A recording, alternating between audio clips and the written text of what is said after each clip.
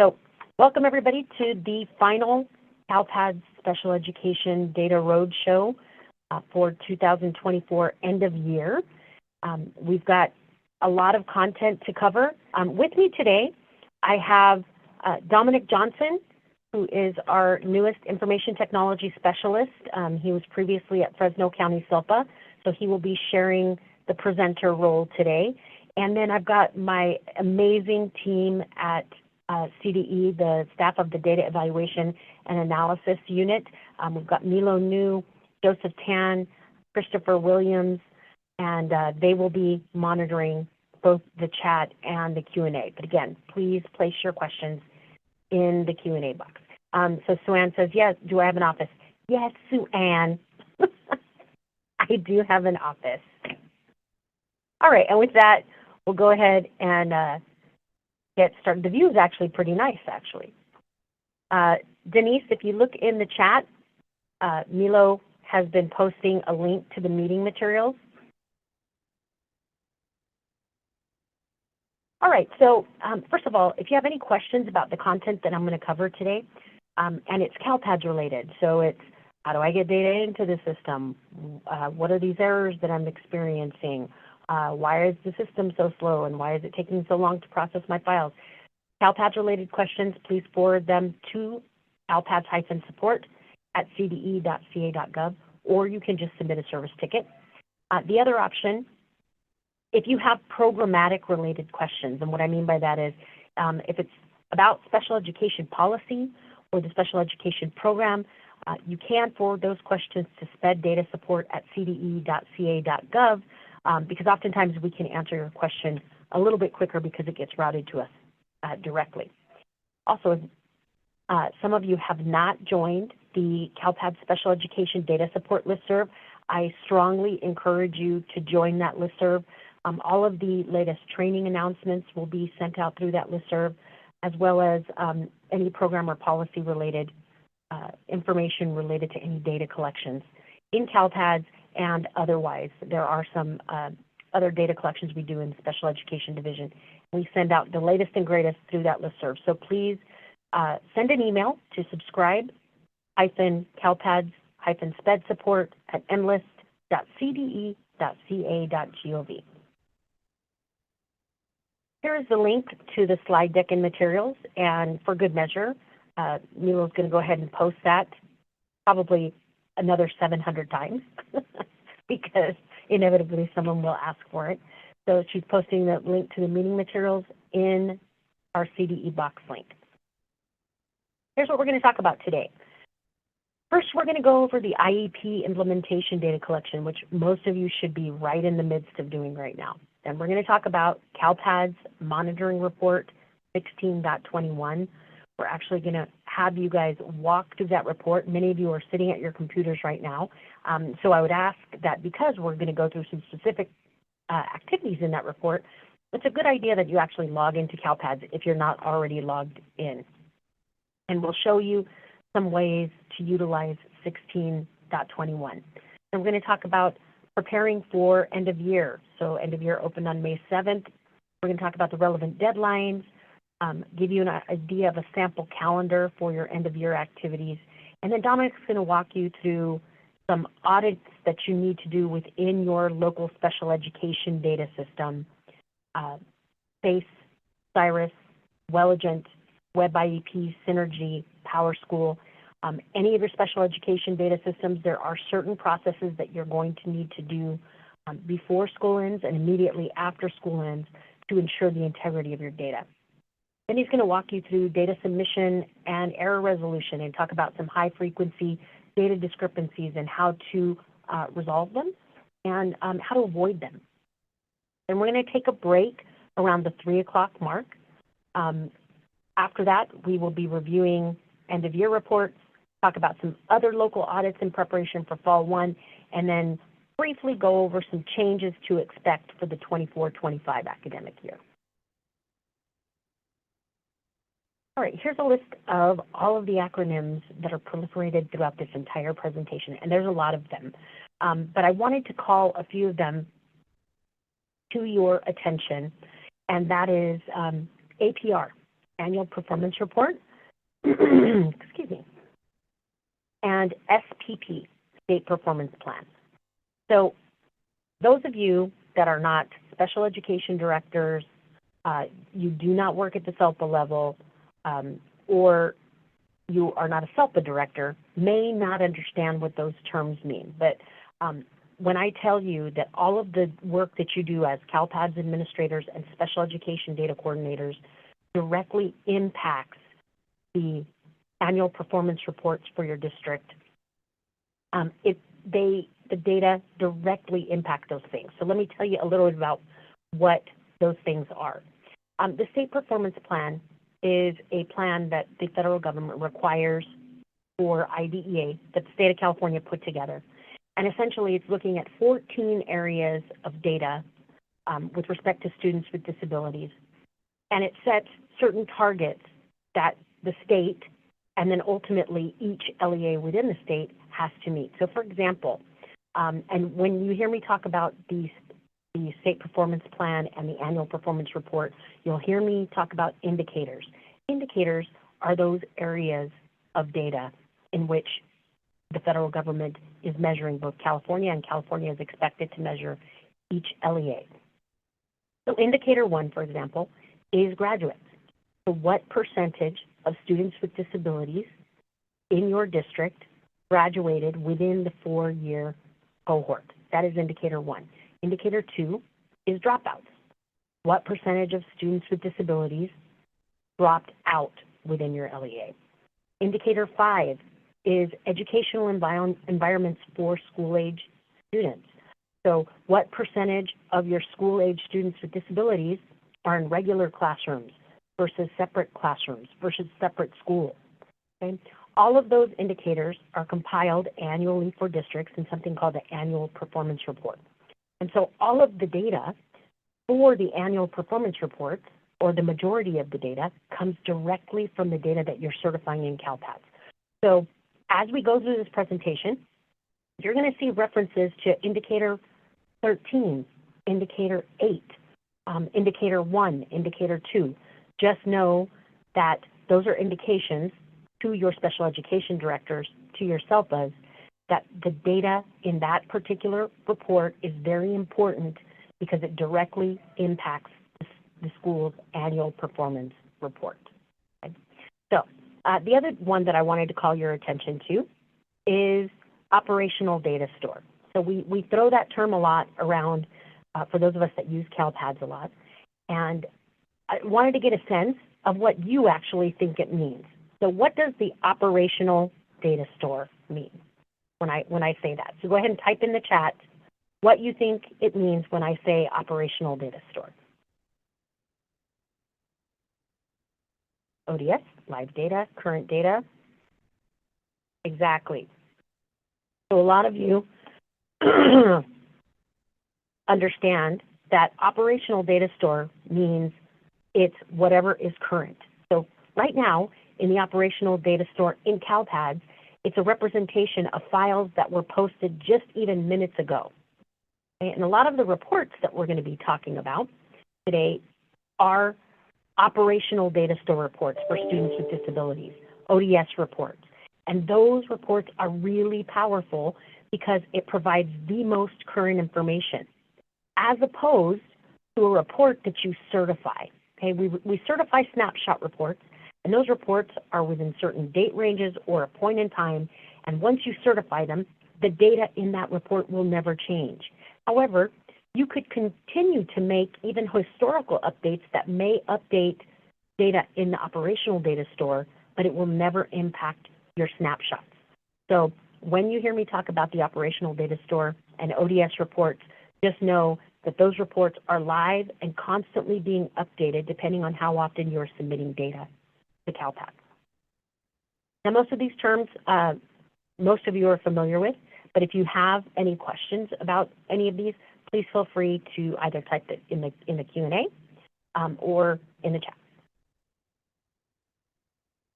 So CSIS has completed its end-of-year trainings, and most CALPADS LEA administrators have probably attended one of these end-of-year trainings. Most of you that are SPED data coordinators do not have bridge accounts, and so therefore you think that you can never attend these bridge trainings. However, you actually can attend a bridge training if you work with your CALPADS administrator and register for one of the trainings using your CALPADS administrator's bridge account. There are some fundamental differences between these trainings. The CSIS trainings focus more on the how to get data in the system, what are the milestones, what are the errors that you're expected to receive, what are the specific reports that you're required to certify for each of these submissions. So it focuses more on the how-to, and this presentation focuses more on the why. Why are we submitting these data? What specifically are we looking in these reports to ensure the accuracy of the data? All right. So Karen, I thought ODS reports weren't live, but updated as of 10 p.m. the previous night. Is that not true? So Kareem, sorry about that, not Karen, but Kareem, we're going to answer that question. But the answer is, for the SPED reports that we're going to be talking about today, they're updated multiple times a day.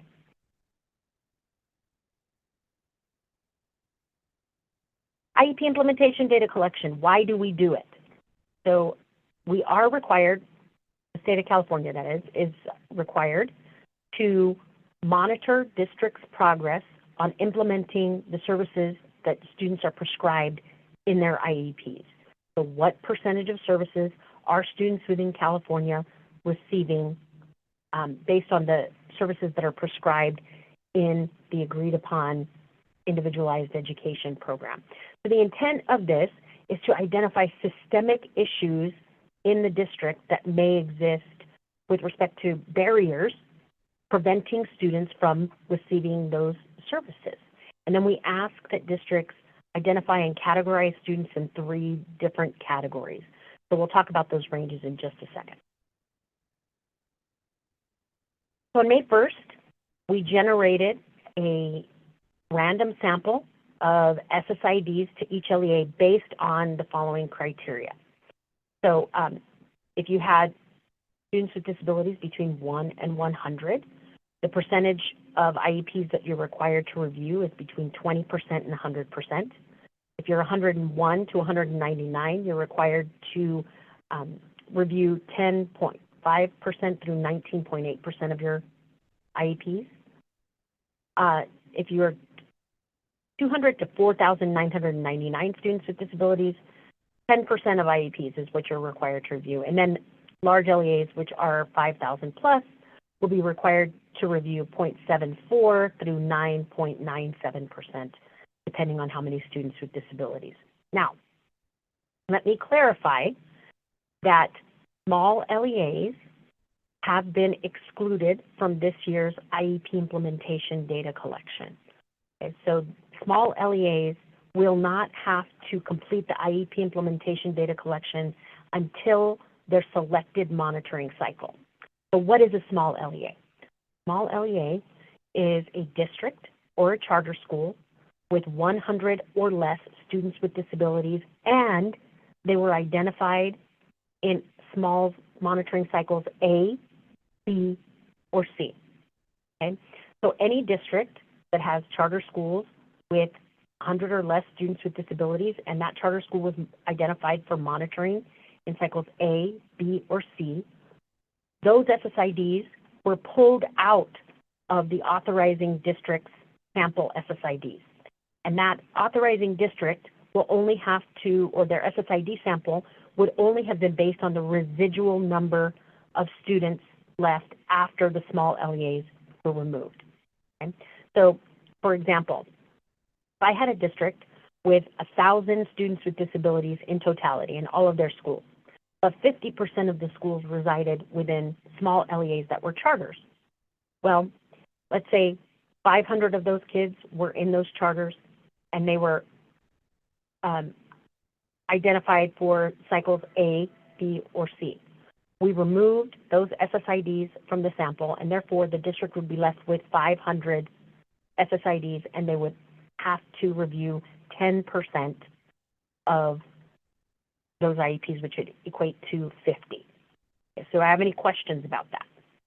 And again, please type your questions in the Q&A.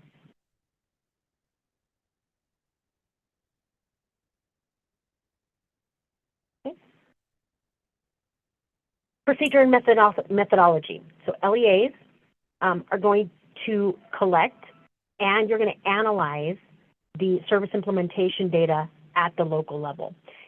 Based on the evaluation of those IEPs for your sample SSIDs, you're going to place each student into one of three buckets.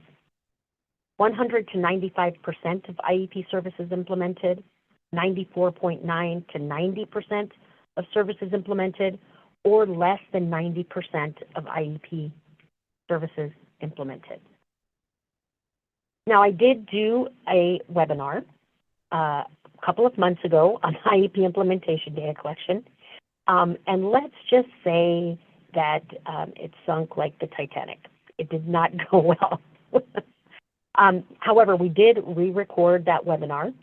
We did answer a lot of the questions within the slides, and so the slide deck did change. After this presentation, we will go ahead and send out on the listserv a link to the meeting materials. We are still waiting for the webinar to actually be posted, the re-recording of that webinar. But I'm going to try and address some of the biggest questions that came up in that webinar today. So when you're evaluating a student's IEP, what gets counted in the numerator and what gets counted in the denominator? And the denominator is where people had most of their questions.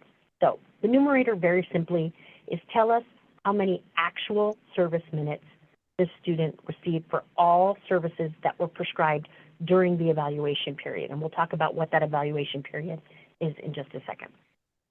Now, the denominator needs to include the total count of prescribed service minutes included in the special education plan, so in the IEP that the parent or guardian has agreed to.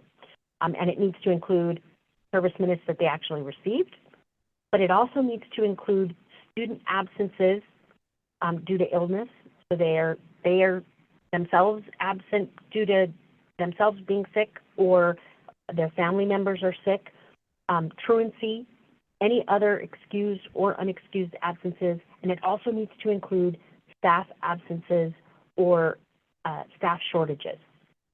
But it can exclude time or services prescribed during school field trips, scheduled school breaks such as intersession or spring break, statewide testing periods, student benchmark testing, any special programming at the site, for example, a school assembly, or any school-related emergencies. So yes, it does have to include student absences, staff absences, but it can exclude any activities that the student is required to do as part of their normal school day, right? Or if there was a scheduled school break. So inevitably, most of you are asking the question, why do we have to count absences, student absences specifically? Okay, so we do know that student absences do have an impact on whether or not students are receiving their IEP services, but we are really only going to focus on LEAs who have the majority of students falling into Category C, which is less than 90% of services implemented, right? So you have to have a significant percentage of students falling into that category in order for it to lead to any sort of monitoring activities required by CDE. And the idea here, folks, is that we're not looking at individual students, but we're looking at the LEA as a whole and the sample as a whole to identify systemic issues within the LEA. And if chronic absenteeism, specifically for your students with disabilities, is a systemic issue, then it's an opportunity for CDE to provide support. It's not at all intended to be punitive. It's an opportunity for us to work with the district to provide support. And I will get to some of these questions, by the way, when we get to the end of the IEP implementation section. All right, so here's an example of the procedure and methodology. So in this case, it's ABC USD is a large LEA. It has over 5,000 students. So in this case, they have to review 500 IEPs. So for a single student, if you're looking at the evaluation period of March 1st through April 29th, right? So the student had to have been enrolled for that entire period. They had to have been in special education from March 1st through April 29th, 2024. If any of you received SSIDs in your student sample that exited during that period, please understand you do not have to evaluate those IEPs if they transferred out of your district during that time or if they exited special education during that period. Okay? So you're looking at IEPs from March 1st through April 29th. So this particular student, based on that evaluation, had 2,000 service minutes provided. There were 2,160 minutes prescribed. Therefore, this student falls in the 93rd percentile. They would fall into range B. Then when you do that for each of your students, you're going to report the total number of the total percentages of students that fell into each of those categories for your LEA. And you're going to report that in the collection in aggregate. So here's the timeline. Again, the evaluation period, the period that you're looking at those IEPs is from March 1st through April 29th. We did originally record that webinar, which was then re-recorded, which hopefully will be posted within the next week.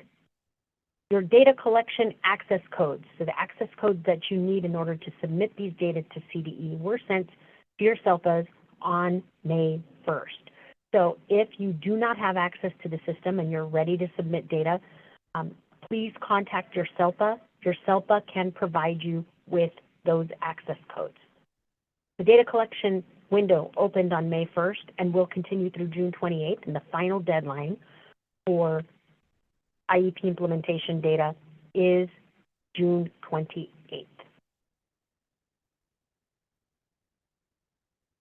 Some of you will, a few months later, get a follow-up survey. So we are required to randomly select 10% of the LEAs that submitted the IEP implementation data and ask them a series of follow-up questions. So those of you that got the survey last year know that the survey takes about 2 minutes to complete. It's a very simple survey, and it really asks questions relating to the process you used to identify what percentage each student fell in, right? So what is your process for determining how much of the IEP was implemented? Literally, it takes about 4 minutes. It's things like, do you track your services electronically in a data system? Do you track them on a spreadsheet? What are the steps that you took? Did you look at student schedules? Did you look at staff schedules to determine specialized academic instruction minutes? Things like that. Takes a very short amount of time, and again, only 10% of LEAs will be randomly selected to complete that survey. Just know that that's coming in a few months once the data collection deadline has passed. Okay, I'm going to pause. I'm going to see if I can answer some of these questions. Is this implementation data collection required by the state because it's a federal requirement, or is it just a state requirement? Just need to make sure that the service providers understand why we are on them to report services correctly. So if you look at this slide, you'll see it is part of our monitoring and enforcement responsibilities under IDEA Code of Federal Regulations, sections 300.600 and 300.323. So it is a federal requirement that we monitor IEP implementation. Does that include county office programs with small enrollment? So Erica, if you are a county office of education that has 100 or less students with disabilities, and you were identified for monitoring in cycles A, B, or C for smalls, it would exclude your county. Now, if for whatever reason you were not identified for one of those monitoring cycles, then yes, you would be expected to submit the IEP implementation data collection. Also, that includes any charter schools who may now, in the current year, have 100 or fewer students with disabilities. But in prior years, when that SMALS identification for monitoring was done, you had over 100 students with disabilities. You will be expected to submit the IEP implementation data collection. All right. You may answer this let's see, things are popping around here. Statewide testing dates will be different for each school and sub-district. Are we to exclude minutes for each state testing by different schools? So, yes. If schools have different testing dates, you're going to have to make that determination when you're going through and evaluating those records. I would honestly, please consult with your CELPAs. They may have some strategies to make this a little easier and those calculations a little easier.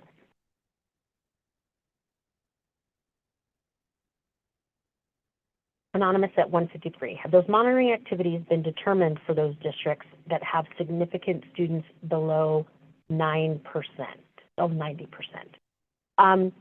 So we have not identified the specific monitoring activities, and furthermore, we haven't identified a specific threshold. So I do know that my associate director was at State CELPA, and one example that she used was, you know, if 50% of your student sample is falling in that category, then there may be some additional activities that they might want you to complete. But again, when we get that finalized and in writing, we will get that out to all of you.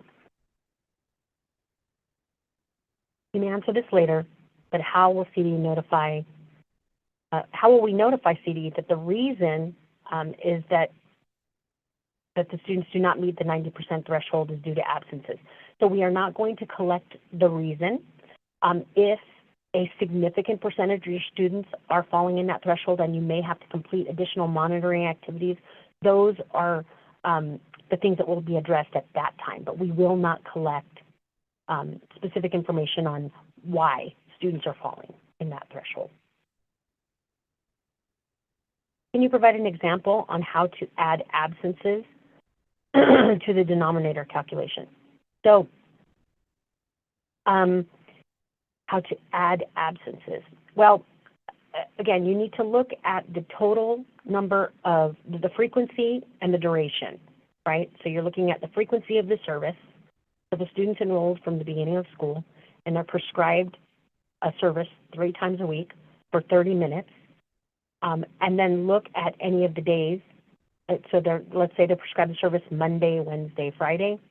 If a student is absent on Mondays, Wednesdays, or Fridays throughout the school year, you would remove those service, or they would be that, even though that service would stay in the denominator, right, because they're prescribed 90 minutes a week,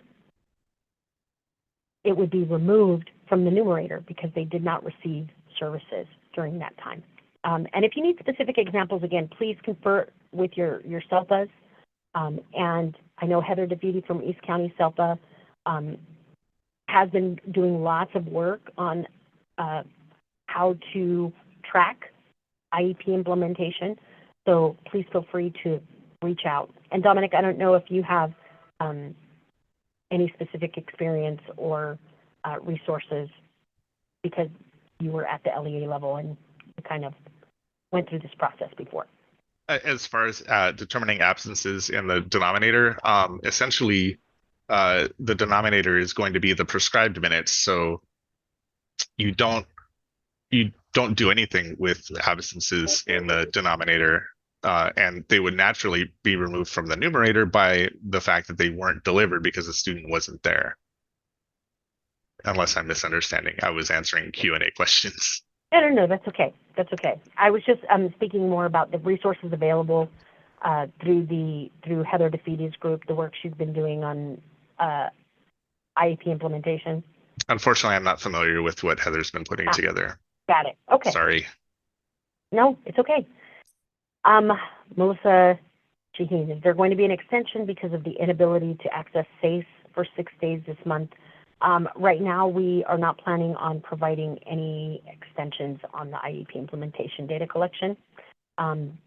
We will evaluate that as we get closer to the deadline. And finally, a lot of my case managers are asking about students who are tardy. How do they calculate the service? I have an idea of what they should do, but what is your advice? So Dominic, do you have any suggestions for this? Was this an issue that came up in Fresno County? This wasn't something that came up. I would assume that tardiness would impact students who are in a special day class and you're using their attendance to calculate specialized academic instruction.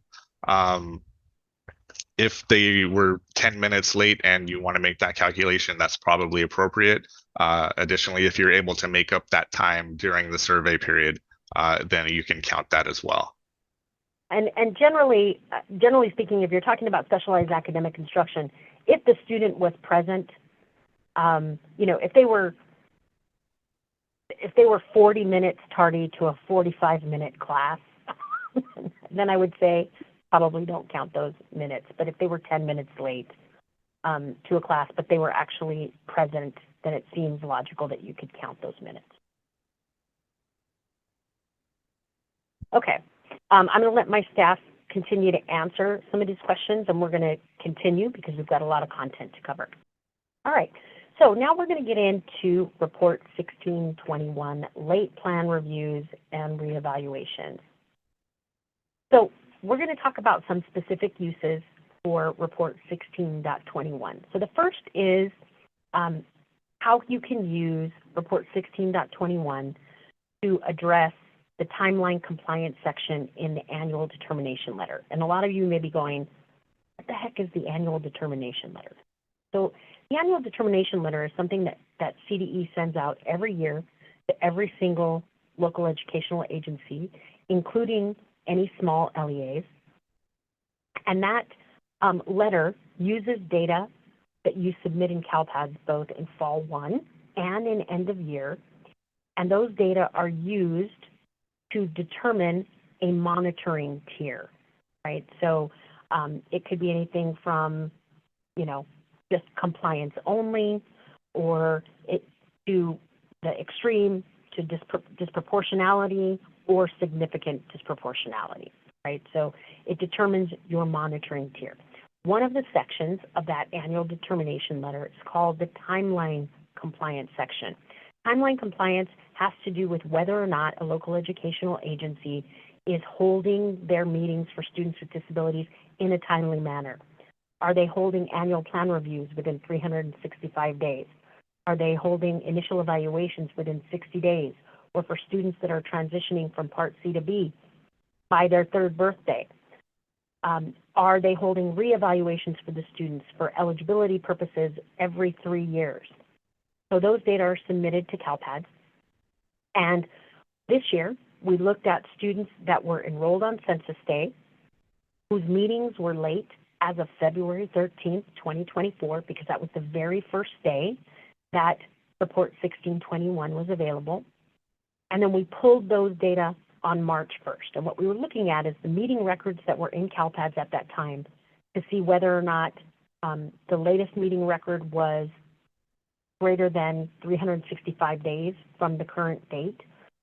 If the latest plan review was more than 3 years from the current date, or if the latest record was an initial evaluation, whether a plan review had been held within 365 days. So again, kids who were enrolled on Census Day, whose meetings were late as of February 13th, and then we pulled the data on March 1st.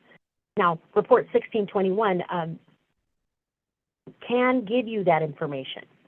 So a lot of your special education directors, after those annual determination letters came out, probably came to you and said, what in the world, why is my, why am I showing, hundreds of kids that have late annuals and late triennials? Why am I showing that? Well, that's because it was based on the data that were in CALPADS in the operational data store as of March 1st, when we actually pulled those data. Okay, so you can use Report 16.21 to find out the students that were counted in the annual determination letter. So how do you do it? Essentially, you have to run this report twice. You have to run the report on Census Day, which was October 4th, 2023, and that will give you all of the students that were enrolled in your LEA on Census Day with their associated monitoring categories. Then you have to run the report a second time on February 13th, because that's the date we were looking at with respect to are their meetings late. So you run the report on February 13th, and then you have to do a comparison between those two reports to figure out which of the students on the February 13th report were also enrolled on Census Day. Okay? And you're looking at their monitoring categories, and if any of those students show up as overdue, those are the students that you would be looking for. So the next couple of slides go into detail about how you would download each of these files, the October 4th file and the February 13th file.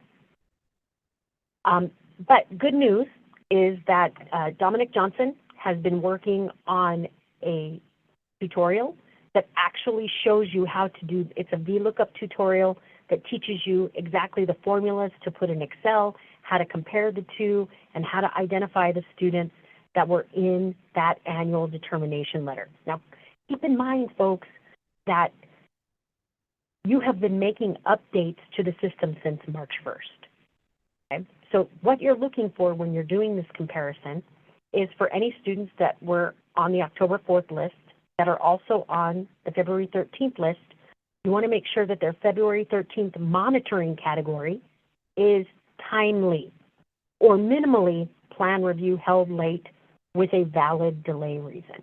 Okay, so that's really, really important. As soon as we get that VLOOKUP posted, we will send out a listserv message letting you know that it's there. It is going to become important when we pull the data again in August, and I will talk about that in just a second. So, what are some of the potential causes? What caused that huge number to show up on your annual determination letters?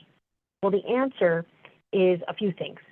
Okay, so first of all, the 1621 reports had just been released on February 13th, and so LEAs were just beginning to see areas where the data may not have been updated. Does it mean that the student actually didn't have those meetings? No, it doesn't mean that. It just means that the data from your special education data system, from SACE, from CIRIS, from Welligent, was not in CALPADS when we pulled the data on March 1st. One of the other reasons is exit codes E155 and E156. So you're going to hear me talk about those codes a lot today. And those of you that are CALPADS administrators, please understand that leaving an exit code of E155 or E156 has implications for students with disabilities, because if they were expected to return, then the district is technically still on the hook for providing IEP services. So if that student has gone elsewhere, they've gone to a private school, they've moved out of state, moved out of the country, it's really important that that exit code gets updated in the student information system and in the student enrollment file in CALPADS so that they will drop off of this report. Okay. Now, let's say you can't get your CALPADS administrator to make the agreement to do that.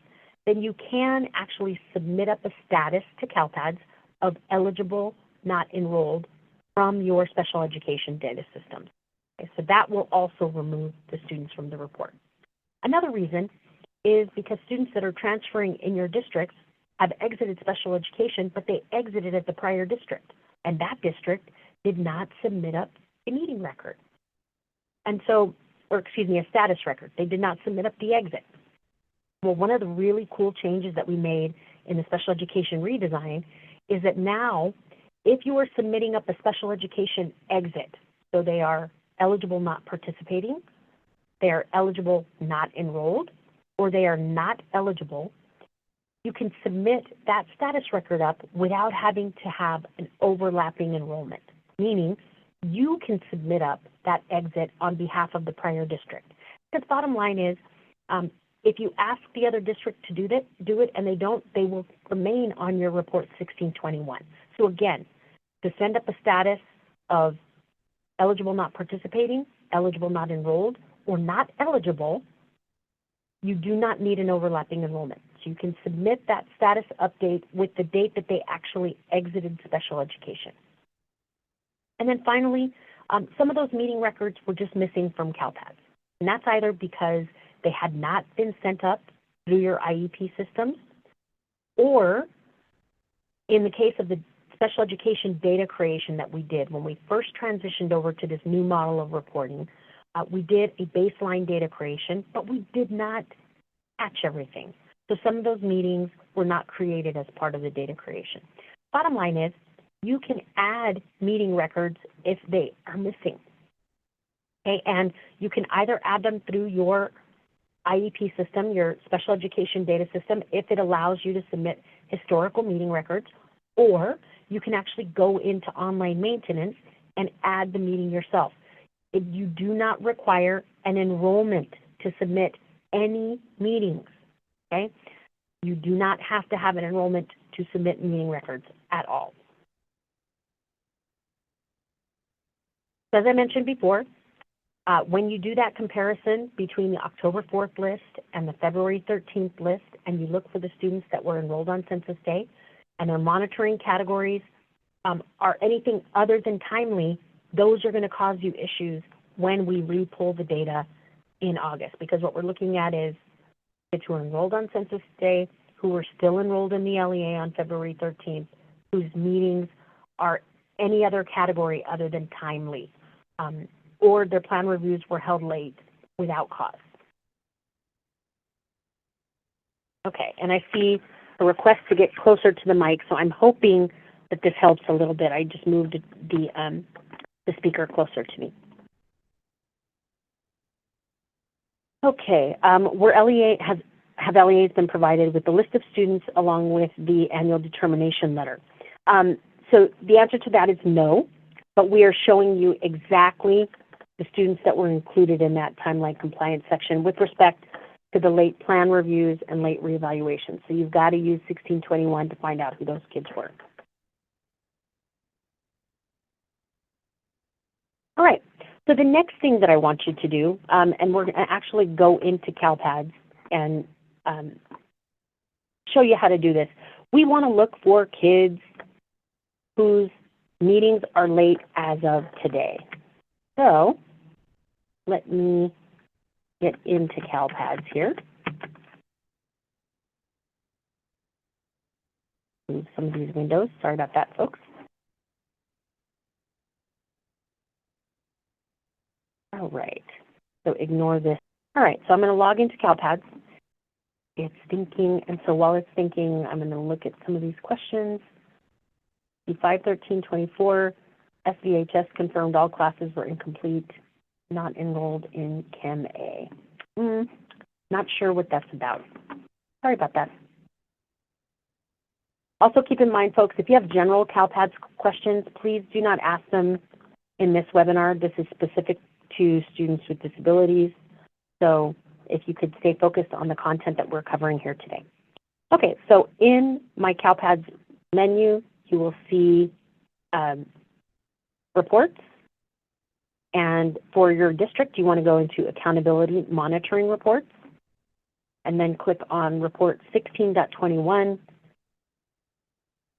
Okay, so now if I wanted to look at meetings that were late as of today, the as of month would be May. The as of day would be the 21st, and it defaults to the current date. Okay, so I cannot go ahead and generate this report because I do not, it's going to generate student level data. But the one key here, folks, is when you're running this report, even though you might be tempted to come over here to the monitoring category, and we've got all our categories here: timely, plan review held late, reevaluation held late, and then we've got our overdue categories. You might be tempted to just filter out and only look at the overdue categories. But when you download this report, don't do that. Don't even use any filters in this case, and you want to go ahead over here and you want to click View Report. Okay? So once you click View Report, it'll take a few minutes for the report, hopefully not a few minutes, maybe about a minute or so for the report to generate. And then right here in the middle, you should see a little disk icon that will allow you to download the file. And so when you download the file, I want you to download it in CSV format, which is a comma delimited file. Please do not download it in Excel, because if you do, it looks really pretty, but a lot of the merged cells prevent you from sorting and filtering the data. So please download it in CSV format. Now, when you do that, your file is going to look something like this. So give me a second. Let me change my share here.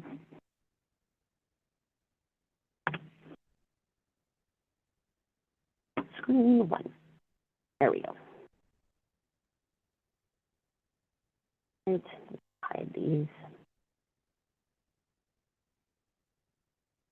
Okay, so you should be able to see my Excel document. So in this case, I downloaded a file from Elk Grove Unified, and I want to go over here to the monitoring category column. Okay, if I want to sort and look at only overdues, then I would just go up to the Data tab here, select Filter, and it'll add this little arrow.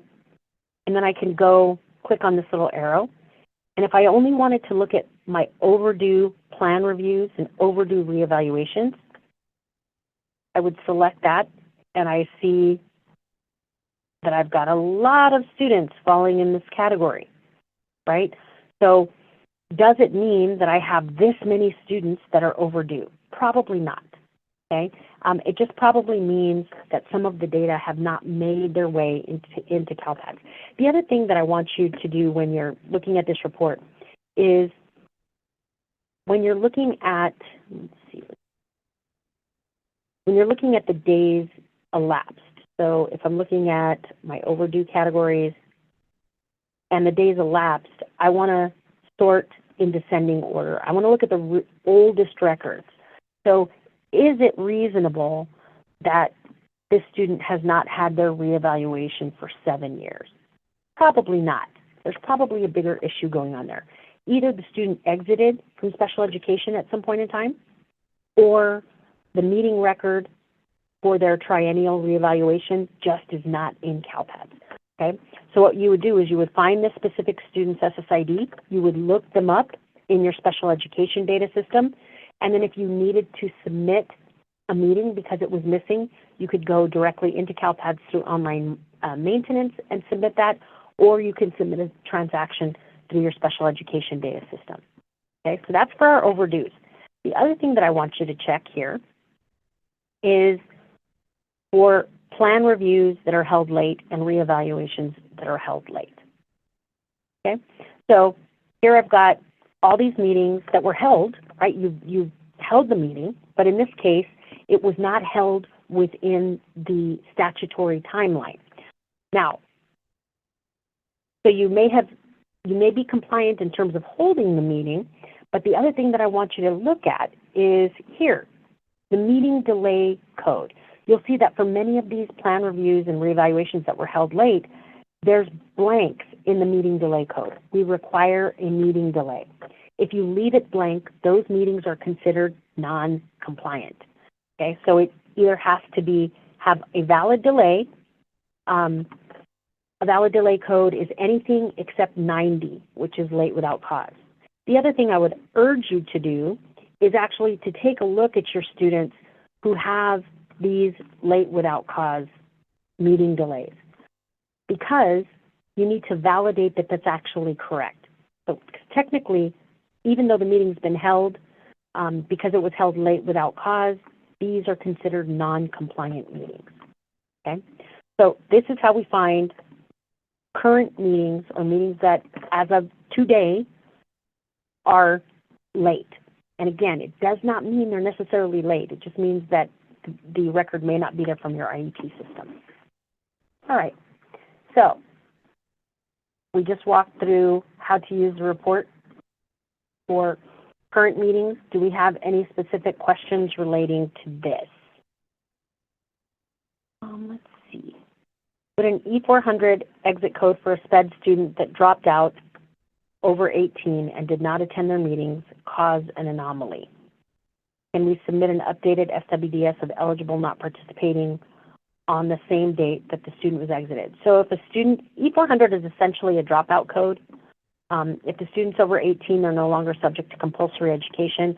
The better option in that case would be to submit up a status of eligible not enrolled, because the student's no longer enrolled at the LEA. Autumn, can we upload the file after the meeting delay code is added to the CSV file through the file upload, or does this have to be done one by one? So Autumn, you want to definitely talk to SACE in this case. We did talk to SACE a couple of weeks ago, and they did indicate that they could allow districts to go directly into the file that's generated as part of the CALPADS report, and you could update the meeting delay code in that file to send those transactions. Dominic, did you have anything to add to that? Not specifically, just that we are planning a video guide on how to update that information and do the batch upload.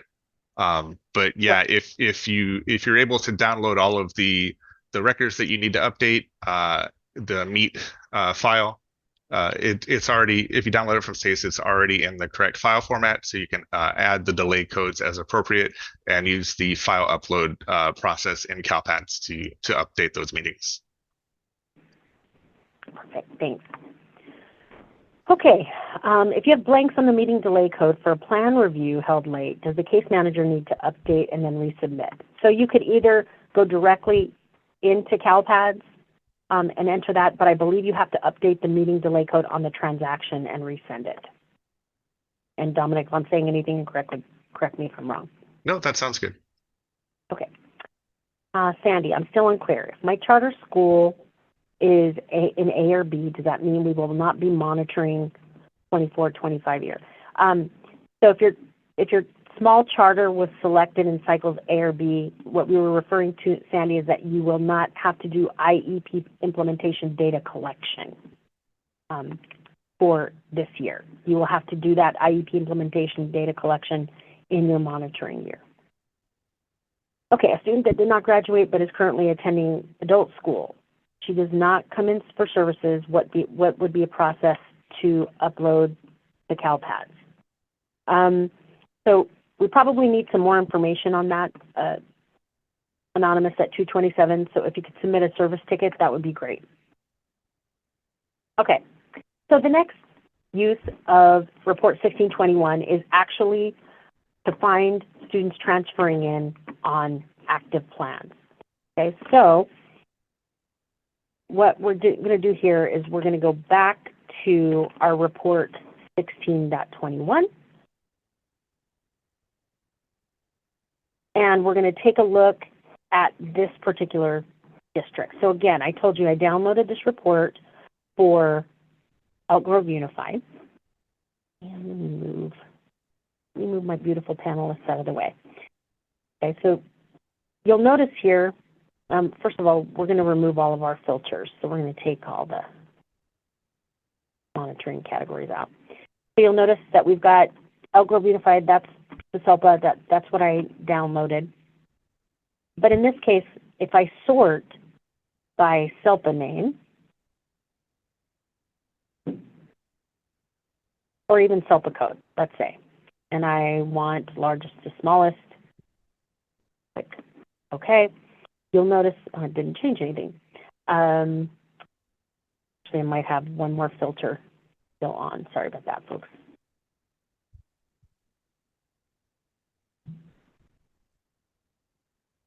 Oh, meeting delays, that's what it was. All right. So now I'm looking at this report. So let's go ahead and let's sort by. There we go. So I sorted by SELPA name, and you'll notice here that I've got all sorts of kids here that are from different SELPAs, and they're from different districts of special education accountability. Right? So they're all from districts that are in other SELPAs. And so you may be asking, well, why in the world are these kids showing up on my report? And the answer is because your CALPADS administrators have submitted enrollments to CALPADS, and CALPADS has information that that student was on an active IEP at one of these other districts. Okay, so many of you are familiar with the Certification Data Discrepancy SENR 606 E4 in this case, because it's the end of year 4 version of that. To avoid that validation, you need to download 1621 on a regular basis. If you do that on a regular basis, you can find these students and adopt their plans from the prior district, and you will not have the SENR 606 E4 errors. Now, you can download this report as often as your CALPADS administrator submits up enrollment. So what you need to do is talk to your CALPADS administrator to determine how often they submit up enrollments. If they do it every day, you could download this report once a day. If they do it once a week, then what you need to do is wait until they submit up the enrollments. The following day, you should go in there and download report 1621 because it will show you the students for whom you need to adopt plans and create records in your special education data systems. This is a really powerful tool because parents don't often tell you that students are on IEPs when they come into your districts. And a lot of times their meetings are already late when they come into your districts. So make sure you utilize this report on a regular basis. This is a really powerful tool. We did previously recommend that you use the SSID extract to identify your students with disabilities, but that extract actually provides an indicator, yes or no, as a student with disabilities for all students enrolled in the district, not only students with disabilities, right? And furthermore, they may have been enrolled for a long period of time. So this is a way that you can identify newly transferred students who are students with disabilities for whom you have not submitted data for or you haven't submitted plans for. So questions about this use of 1621. So preparing for end of year. So let's talk about the end of year calendar first of all. Our initial certification deadline is July 27th, 2024. To be clear, we don't use any of the data on that date. We simply have that checkpoint because it gives LEAs a deadline for getting to minimally the LEA approved status so that your CELPAs have an opportunity between July 27th and August 16th, which is the end of the amendment window, to get those data reviewed and certified in a timely manner. Now, unfortunately, during that period, July 27th through August 16th, typically that's when your case managers and your administrators might actually be on vacation. Really important to make sure when you're planning out your yearly activities is to ensure that those key staff have either completed all the necessary audits before they leave for vacation, or they've reviewed those reports before they leave for vacation. But having key staff available to do error resolution and to do report review is going to become really critically important during the end of year window. Now here is a sample calendar that's courtesy of Fresno County Superintendent of Schools. As you can see here, they've set up a timeline for all of the end of year reporting activities for all of the submissions. Okay, so this gives you an example of a high-level calendar that you could create. And not only does it set milestones for all of these activities, but the other things that you need to do along with this is who are the individuals that are involved in each of these milestones. So I strongly encourage all of your districts, if you have not already, to create a data reporting calendar for each of the submissions during the academic year. Because as you all know, CALPADS reporting, unfortunately, is becoming a 12-month activity. Oh, sorry about that. Oh, faux pas. Presenter faux pas, sorry. That. Oh, geez. And Dominic, see, it's not you today. It's me. I'm having now all you're of these jinxing me. issues. I'm sorry. Okay. So what are you certifying in end of year for? Between July 1st and June 30th, you're certifying any student who was eligible and participating and was on an active IEP, IFSP, or ISP. You're also certifying any student who was evaluated for special education services, but they were determined to be ineligible, or they are eligible but will not be participating because the parent declined or for other reasons. And you're also certifying students who exited special education within that window. Finally, you're also asked to submit follow-up results for students who exited special education in the 22-23 academic year and did not return for this academic year. So students exiting secondary school in the 22-23 academic year, you're expected to certify those post-secondary statuses. You're also required for students with disabilities to submit information on incidents occurring, disciplinary incidents occurring between July 1st and June 30th. I'm not going to go into this in a lot of detail because I'm going to cover it a little later in the presentation. Okay, so Dominic now is going to walk you through some local special education audits that you need to make sure your case managers complete before your school year ends. Yes. Do you want me to share my screen, or do you want to just move it to if it's easier, sure. Go ahead and share your screen. All Sure. right. Easier, maybe. Oh, it's been disabled. If you don't mind clicking me through, we'll be fine. Okay, sure. No problem. Right on. So, yeah, before this, the submission window opens, which, well, a little late for that, but we recommend using some of the custom or vendor-created searches in your special education data system. I can speak with experience about SACE. They have created searches with which you can monitor your CALPADS data, and you can also modify those searches to suit your needs.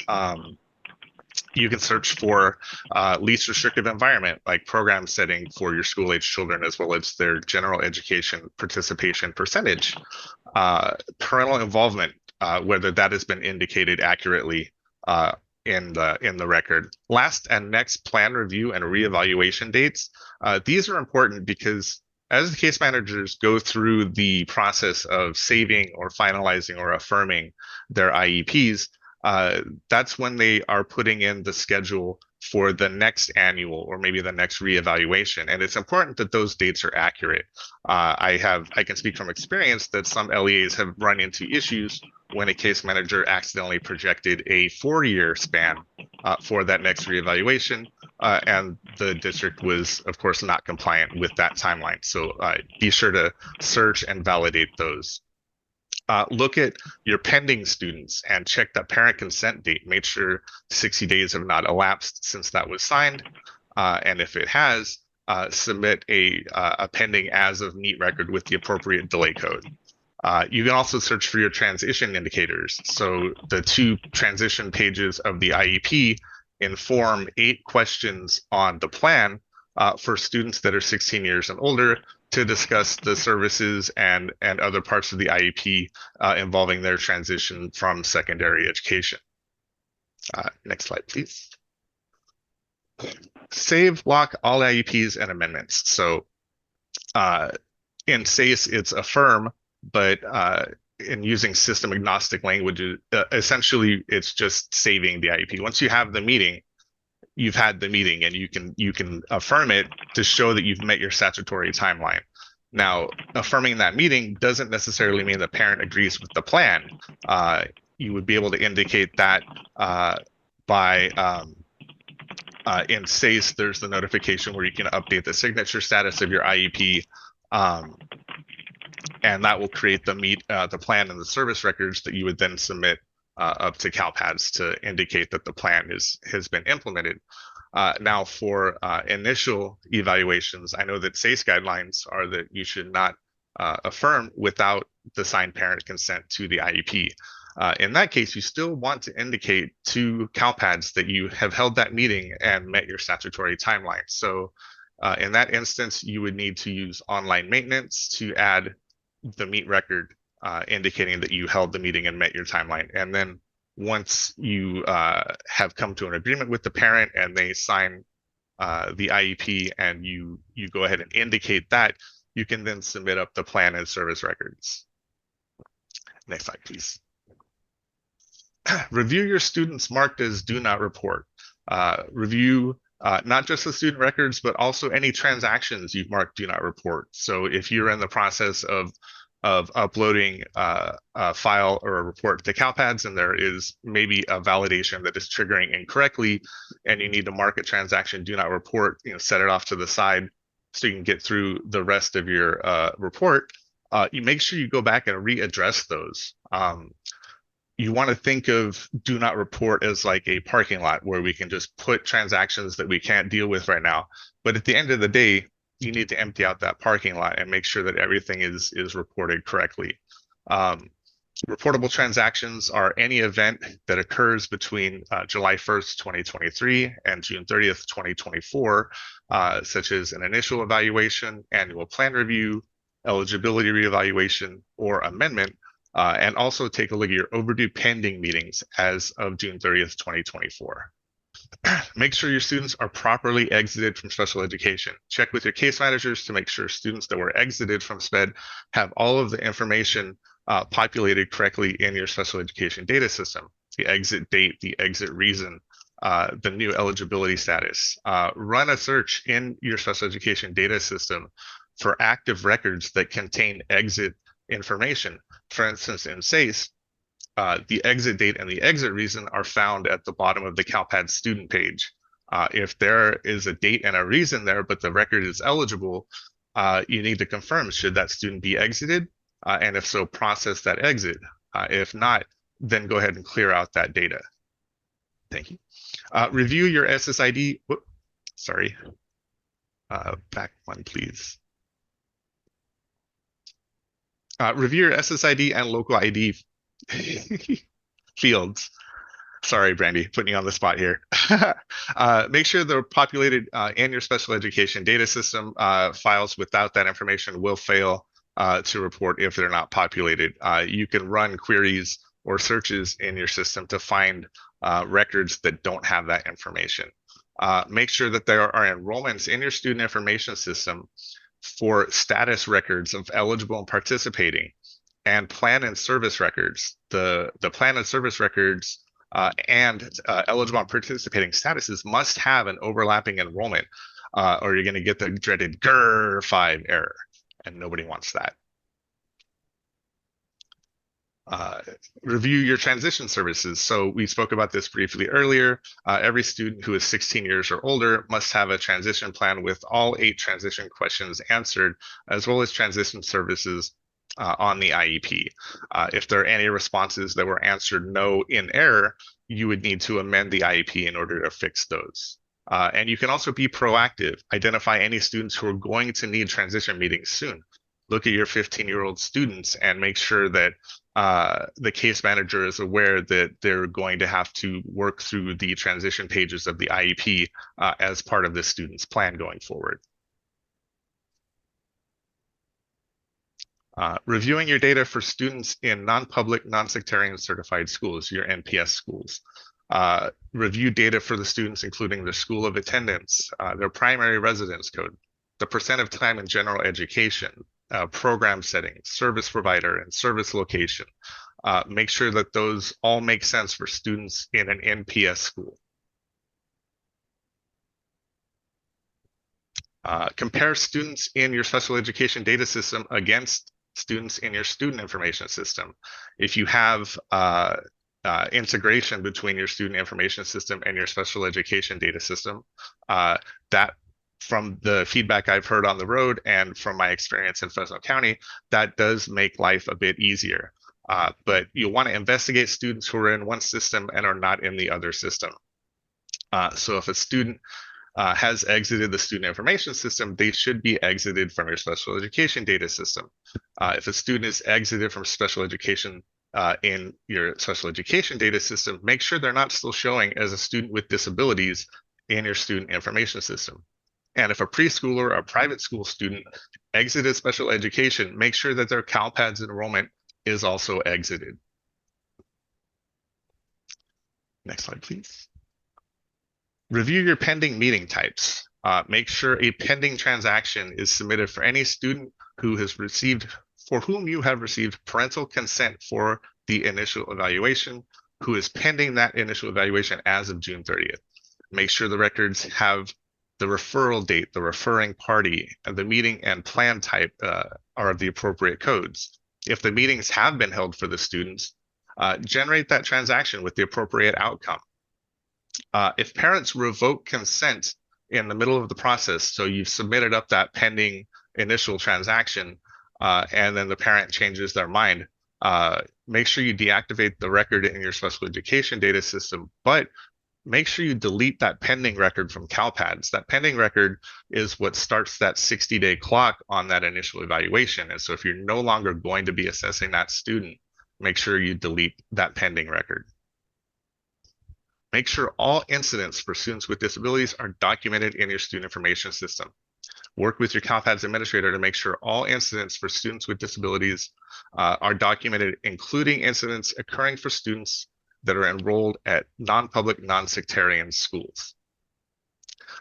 Check with your SPED administrators for any behavioral emergency reports with evidence of violations of Ed Code 48900 or 48915, in or out of school suspensions, expulsions, physical or mechanical restraint, and seclusion. Conduct your post-secondary outcome surveys. Hopefully you're well along in the process of reaching out to your students with disabilities who exited special education in the 2022-23 school year. I know we have all these codes memorized on the SPED side. I certainly do not even close, but fortunately we have this here. Post-secondary surveys are required for students with disabilities who have school completion status codes shown or exits using one of the following or one of the shown exit reasons. You can also find more details about this in CALPADS/203 at the link shown. I'll just pause for a second. I don't see any open questions in the Q&A, so big thanks to the team for tackling those. Auditing data in your local special education data system after school is out. Oops, somebody just snuck in a question. Marianne, I have a student who has exited from SPED in December. I'm getting a fatal CALPADS error, Plan 620E4, missing eligible and participating status record for a plan record. How do I clear this? I believe I'll be talking about this a little bit later, but what does happen is you have the meeting for the student, you determine they're no longer eligible, you affirm the meeting at the end of the IEP at the end of the process. And then you process the exit. So you have created a transaction that has the meeting record and also the plan and service records. And then the exit creates the non-participating or ineligible status record. So CALPADS doesn't understand why you would have a plan record in effect for a student that is not eligible. Right now, the solution from SIS and the guidance that we're providing is to go ahead and delete the plan and service records where the plan effective start date matches the status effective start date on your status record.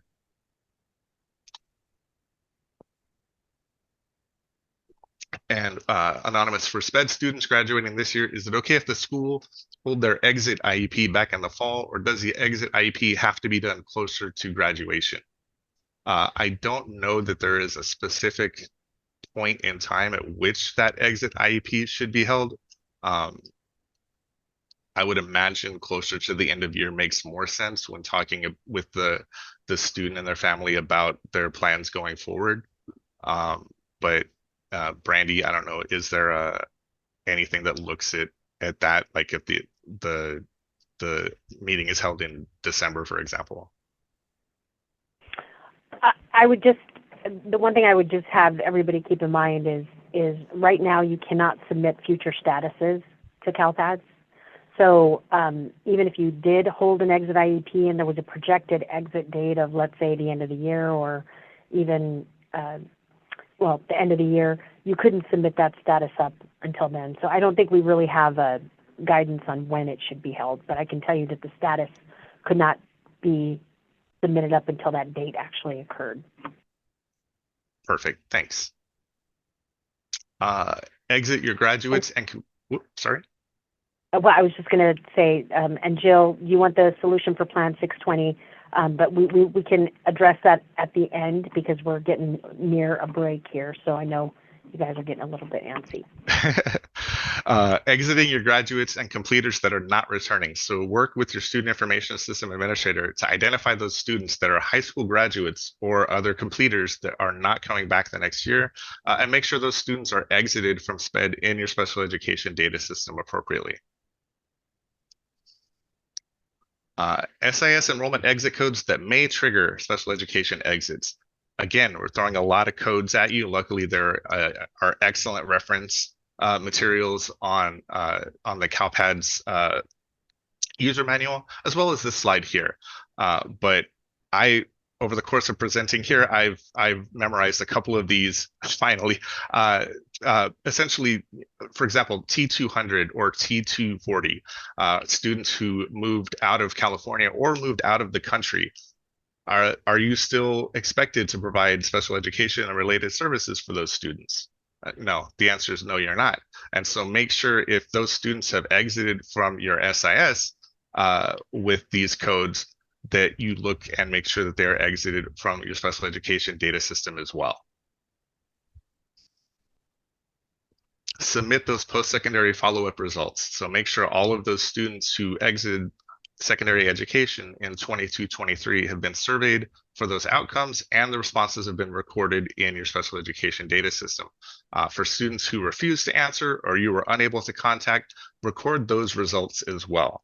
I can speak for SACE users. SACE provides a pre-created search. It's usually titled CALPADS Postsecondary and then whatever the year. And that will bring up a list of your students. From the results of that search, you can click on the student record icon and choose CALPADS Postsecondary, and that will take you to the page of the SACE record where you enter in the answers to your survey. Once you save those entries, that file is added to the post-secondary report on a nightly basis. And then once you have all of your students surveyed and all of your answers entered, you would generate that post-secondary report the same way that you would generate a report for your transactions as you typically would go through. It would just be found under CALPADS Post-Secondary in the same menu where you would find your transactions and your generated reports. But again, you would only want to submit that once you have all of the results entered. Identify students completing work-based learning programs. So work with your case managers to identify students who have completed at least 100 hours of any work experience program in any grade 9 through 12. This includes workability, Department of Rehabilitation, any work paid or unpaid counts towards this total. Additionally, work with your CALPADS administrator to identify courses for your students with disabilities that focus on classroom-based work exploration, such as resume building, interview skills, job applying skills, that sort of thing. If a student completes, is it 4 semesters over the course of their time in grades 9 through 12, yes, then this counts towards college and career indicators on the dashboard.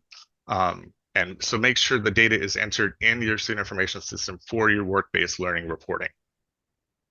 Right, and folks, just to piggyback on what Dominic is saying, this is the only dashboard indicator that was designed specifically for students with disabilities and those students with disabilities that will graduate with a certificate of completion, but they've got work experience.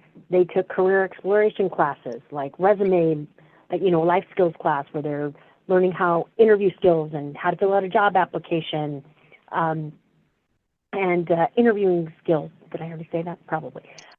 So if they've taken the equivalent of 4 semesters, or they have 100 years of 100 hours of work experience over the course of grades 9 through 12, you can count those kids as prepared in the dashboard. And that's huge for students with disabilities that get to that 4-year mark and graduate with a certificate of completion. Thank you, Brandy. Data submission and error resolution. Before we move into this, let's take a look at the Q&A. What do we enter for special education initial entry start date? Date initial signed or date initial was held? I believe that would be the date that the parent consents to special education.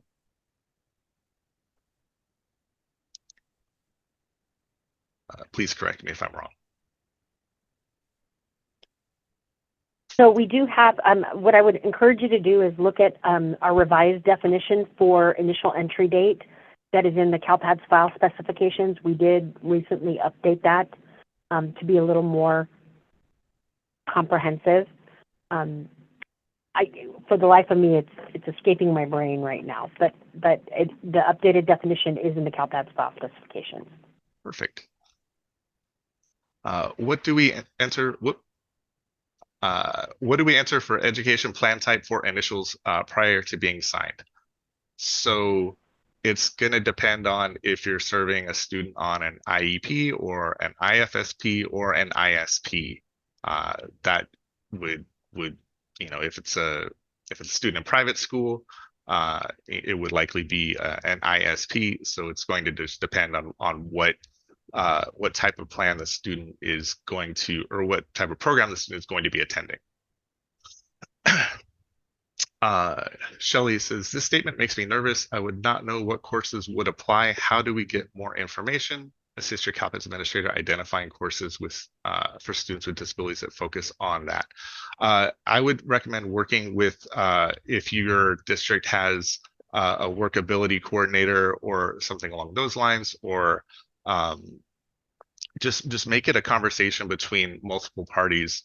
You can include your SELPA, of course. They would probably have excellent guidance on what courses would qualify and apply for that. Tammy asks, back to do not report. If there were 2 meetings held, we had to DNR 1 transaction to clear IVR 0034 in August. If I go back and report those now, I create a bunch of errors. I have a lot, so I don't want to report them all now and create issues if we shouldn't be. Well, the danger of not reporting those is that your timelines will not be reporting correctly. So if you held plan reviews and reevaluations and you marked all of the reevaluations do not report, it's going to look like you are not holding your reevaluations in a timely manner. That said, if you want to submit a ticket to CALPADS and discuss the specifics that you're dealing with, we'd be happy to help you out.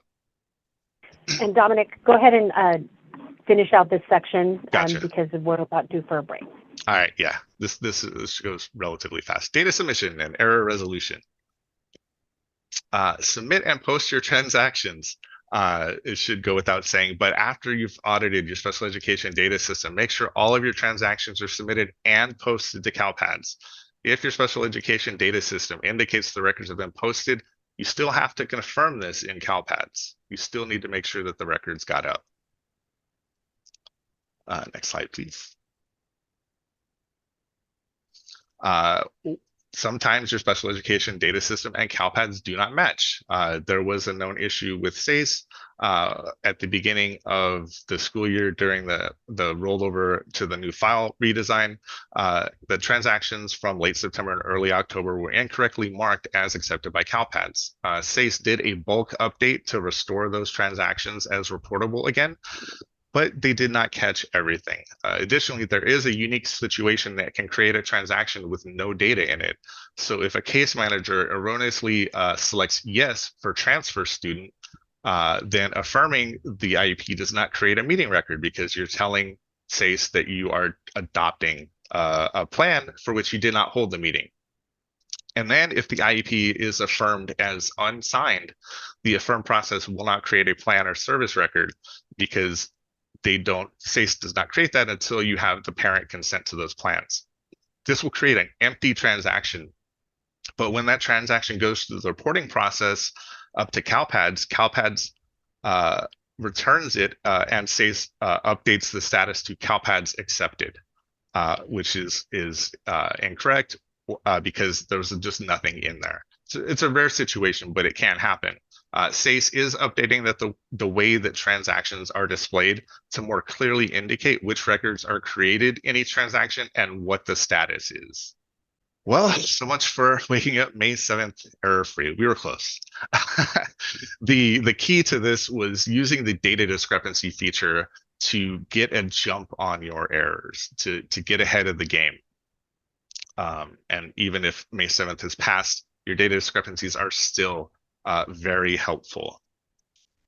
And so Brandy is navigating to the data discrepancies page in CALPADS, and you need to select the appropriate certification cycle, for example, end of year 4, and then click apply filters. And when you do that, in the on the summary, you're going to see all of your fatal errors and what the error codes are. So you can go into that.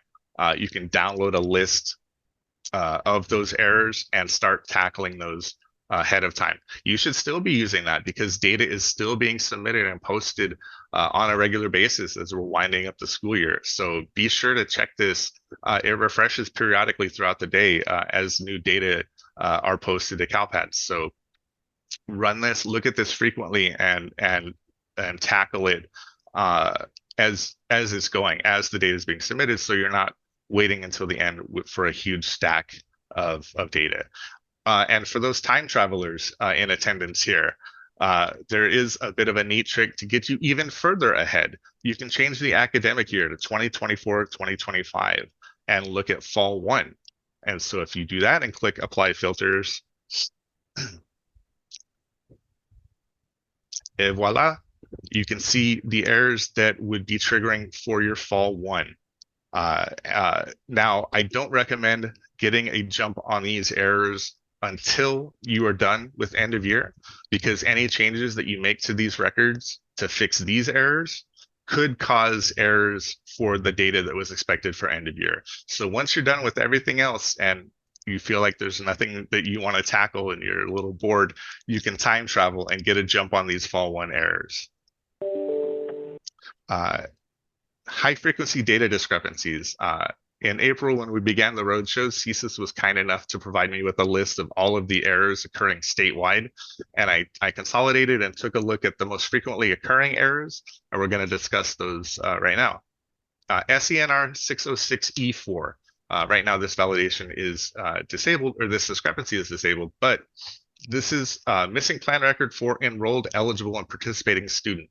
So this is what occurs when a student transfers into your district and they have an active plan record, but you have not yet adopted and reported that plan to CALPADS.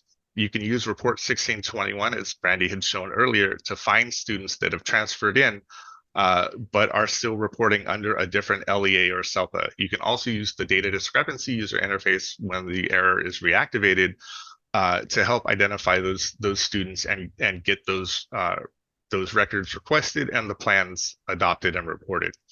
So collaborate with your CALPADS and your student information system coordinators to identify these students on a regular basis.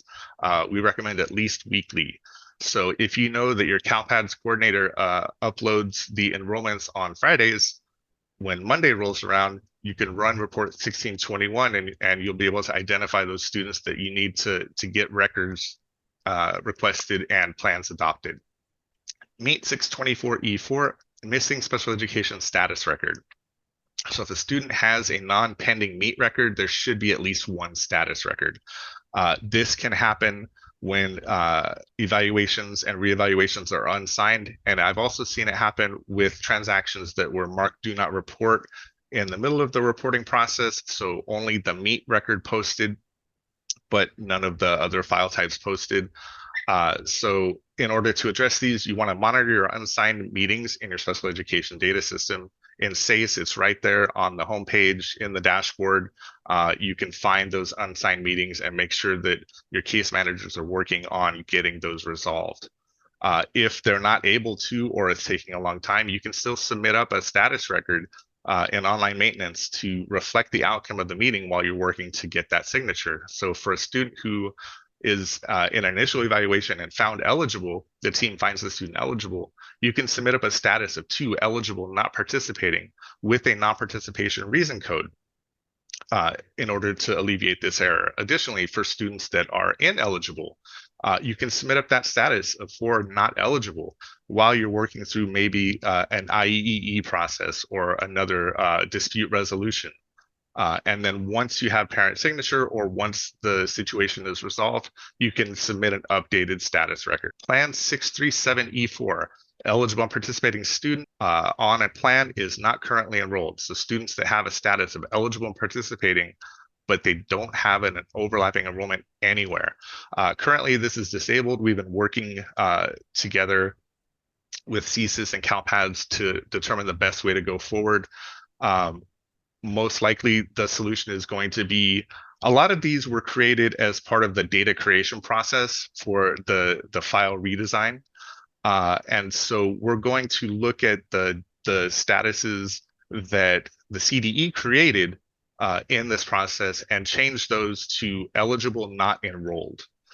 That's going to alleviate about 65% or so of the errors, leaving about 10 or 11,000 still that are legitimate errors. So those records that were submitted by LEAs have to be corrected by the LEA. We will not be correcting those. And last but not least, because there's eight of them, 8 errors, Plan 390E4 through Plan 397E4. These are those missing transition indicators. So when a student on an IEP, proper grammar, who is 16 years or older, those 8 transition indicators are required in the plan. IEP includes post-secondary goals and so on, all of them found in the transition pages of the IEP and in the SACE CALPADS student record towards the bottom, just above the exit information and the parent participation code. So make sure that if these are triggering, we find that they trigger often for adopted records. So say a student was 15 years old and they had their IEP, they move to another LEA, the LEA adopts the plan, but the student is now 16 years old, that plan would not have had this information. So that's going to cause these errors. The solution to that is to go ahead and edit the plan file and just mark no for all of these indicators in the plan, because that was the plan when it was created. Now, subsequently, when you adopt the plan and you submit up either your interim placement or your amended plan, you will have to make sure that these questions are answered and the fields are filled out appropriately. Okay, folks. So before we continue, I just wanted to address a question from Micah Kramer, and I hope I'm pronouncing your name correctly, and if not, I really apologize. So there's a series of questions that have been coming in with respect to meetings that you're holding now for students who are going to start services in the following year. So I just want to be clear. Can you hold those meetings and can you send the data up to CALPADS? Now, remember that you can send up meeting records without enrollment, right? So you want to indicate that you held that evaluation in a timely manner, and so you want that meeting record to come up. In the case if the parent accepts the offer of FAPE and the student is going to start services in the fall, the only issue is that in order for a status of eligible and participating to come up and a plan to come up, you have to have an open enrollment for the student. And in this case, we're talking about the future academic year. Furthermore, the student won't actually be participating until the following year. So here's what I advise in this particular scenario. Go ahead and hold your meetings.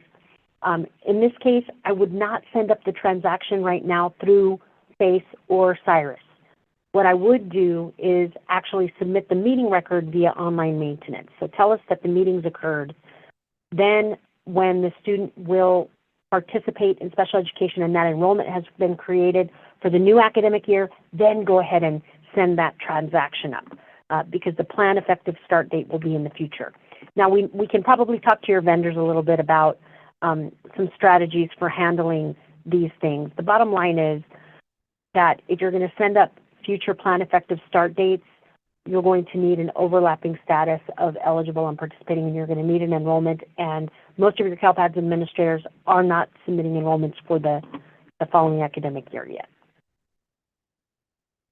Okay, so let's move on. Let's talk about reviewing end-of-year reports. So we walked you through all of those local audits that need to be done by your case managers and your special education data coordinators directly in your systems.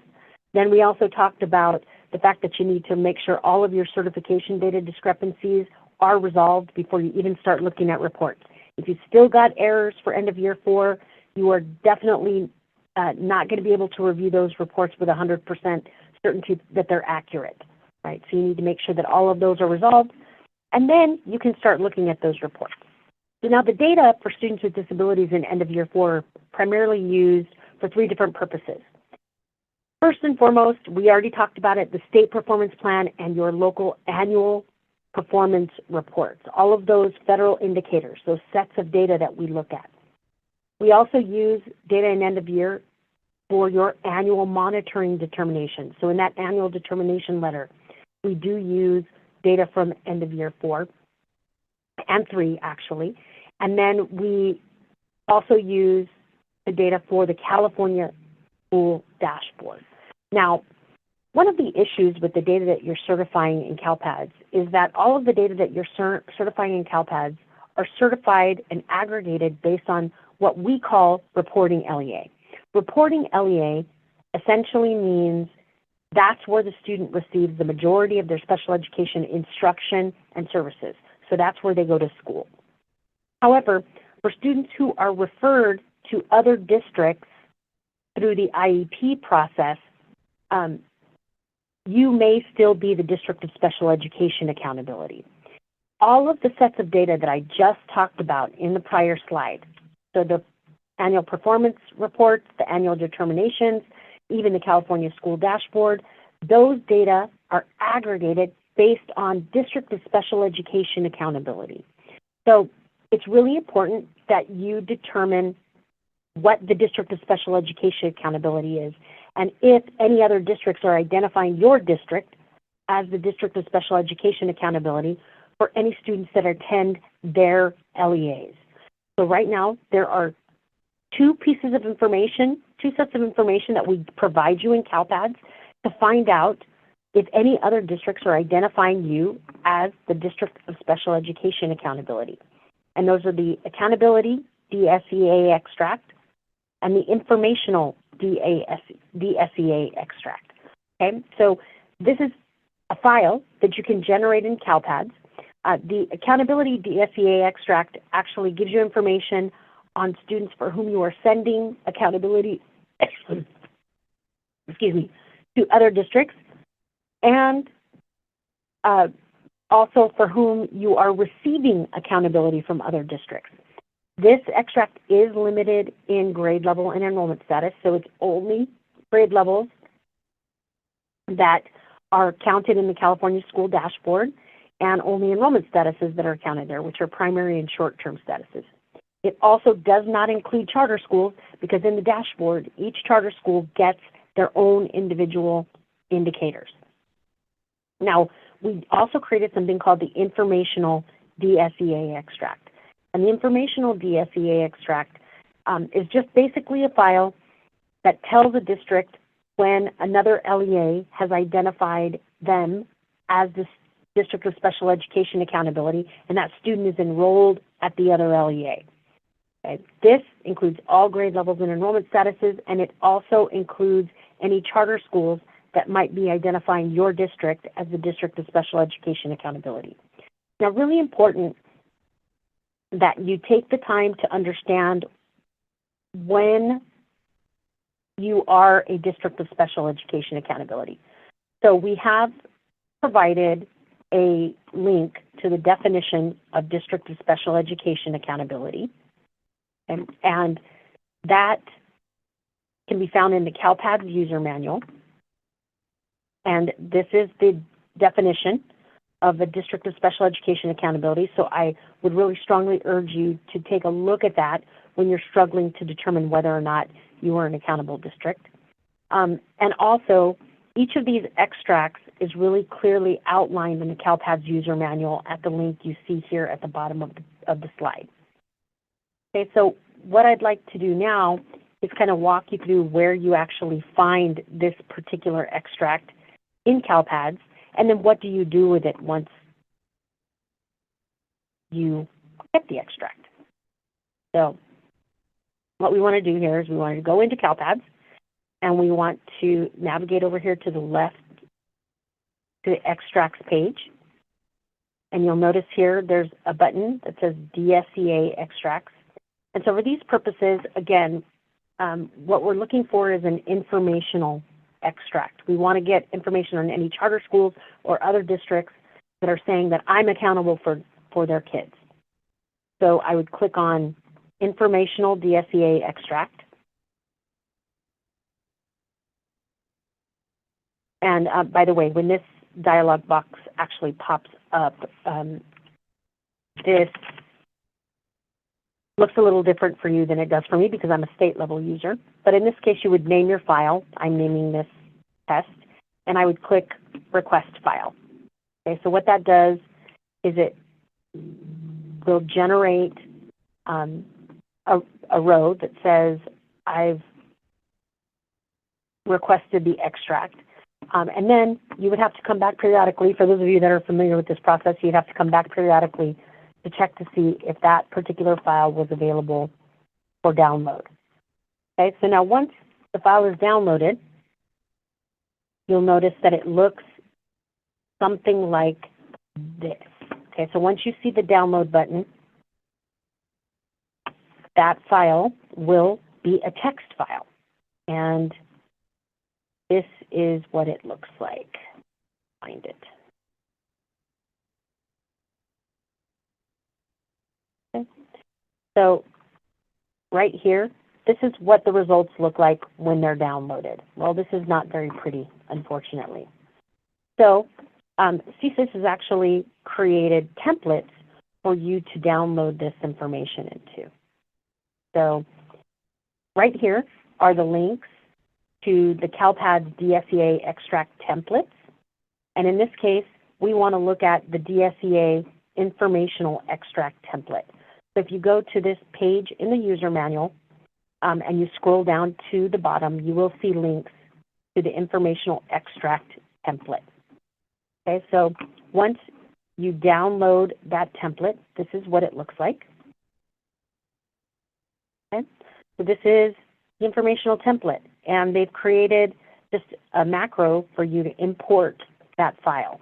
Okay, so let's say we downloaded the informational extract from CALPADS, and now we want to import the results. So we find our text file, we click Open, and voila, it's now going to import all of those results. Now what's important about this page is, number one, there is the reporting LEA, and this is the district that is claiming that you are the district of special education accountability for a particular student. Okay, so it has the SSID. You are the district of special education accountability in this case. This is the LEA that is reporting it. So what you want to do is confirm for each of these SSIDs that you, in fact, are the district of special education accountability. If you are not, you need to contact the other district and ask them to change it, because this is the only place in CALPADS where you will be able to see this information. Now, over the next couple of years, we will be working with the CALPADS Operations Office to develop reports in CALPADS that are aggregated by District of Special Education Accountability, because we understand that that's really necessary for SELPAs and for districts when you're talking about funding, when you're talking about the annual performance reports and dashboard and the annual determinations. You want to be able to see the students that we're counting. And in these cases, you can't currently see them in the reports in CALPADS. Using these extracts are the only way to determine whether or not a student is going to show up in any of those sets of data. So moving on, the accountability extract, which is different, again, tells you students for whom you're sending accountability to other districts, or you've referred them out through the IEP process, and then also districts for whom you're receiving accountability. Now, for any students that you're sending accountability to other districts, you want to verify that those are accurate. And then for any students for whom you're receiving accountability, the other district is going to have to be the entity to fix that if it's incorrect. So you will have to reach out to those districts.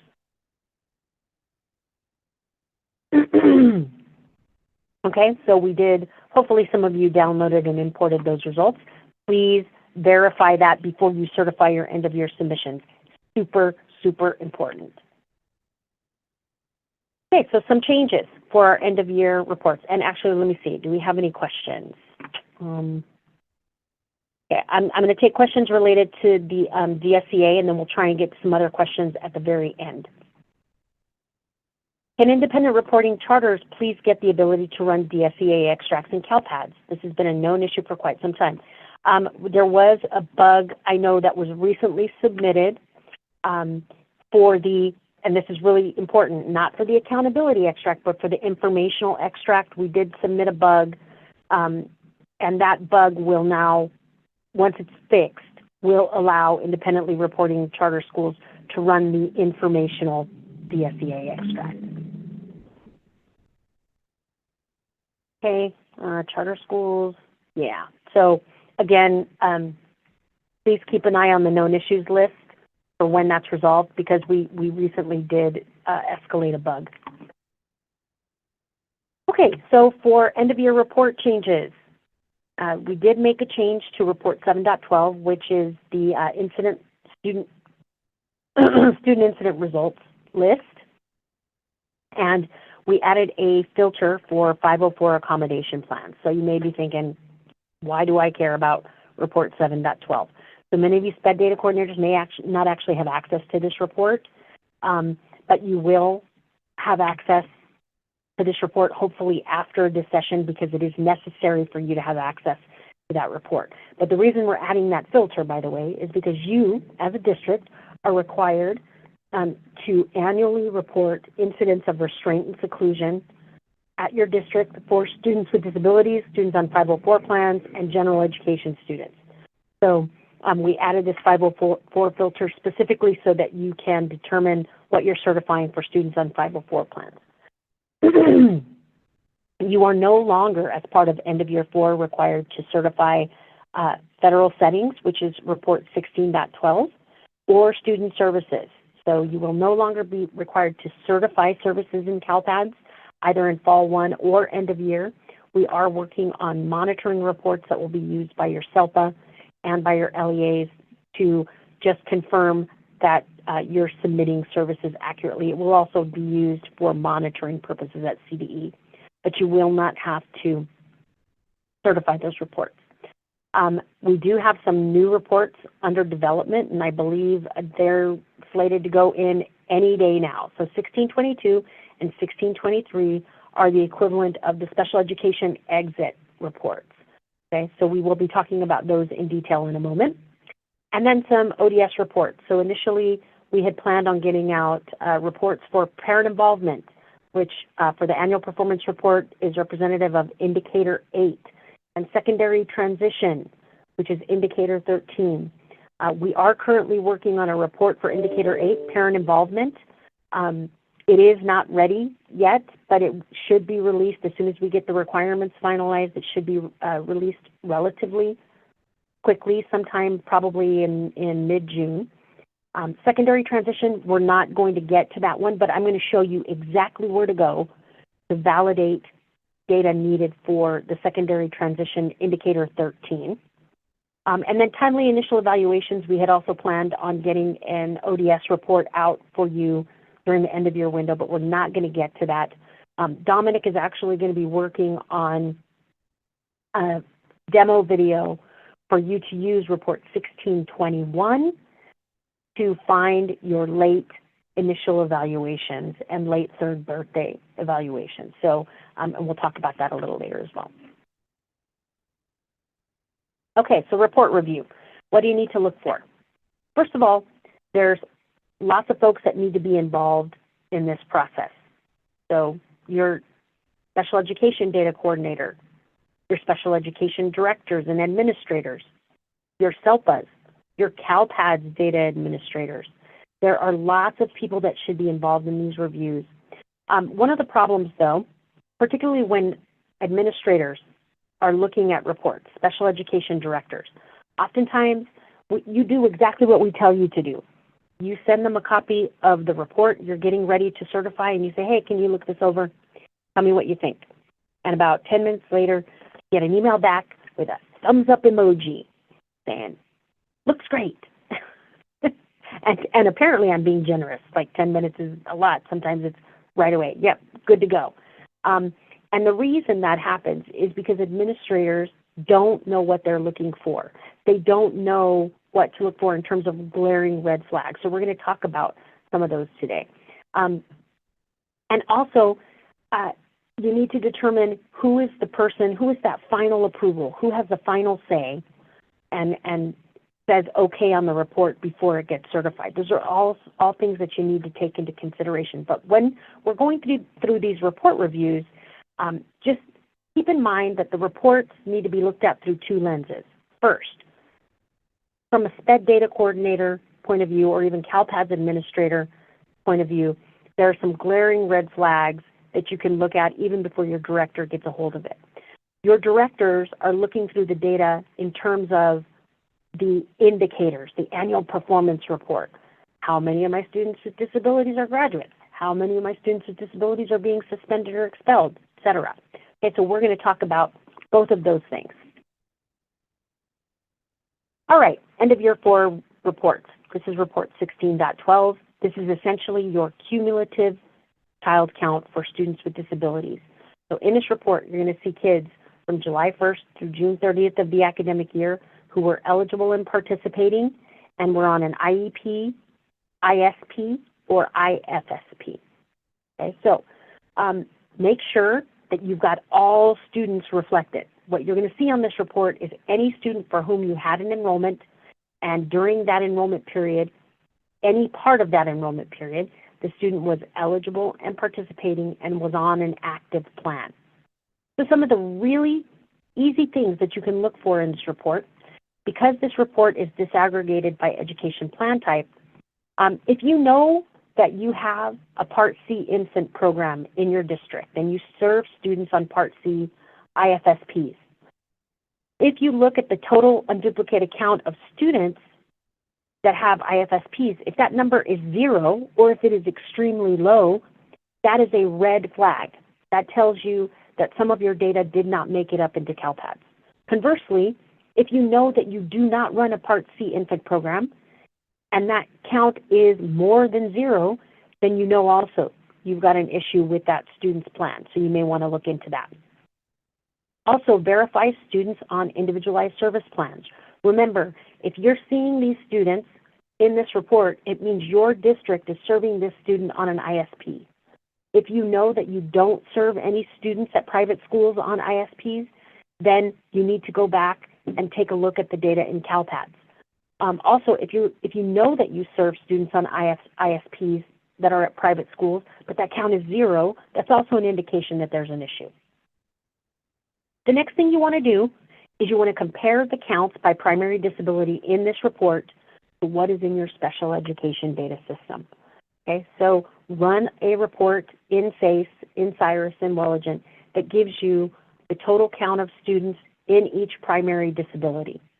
Now, some of your special education data systems can actually look across the entire academic year and produce a report that will show you counts of students by each primary disability during that period of time.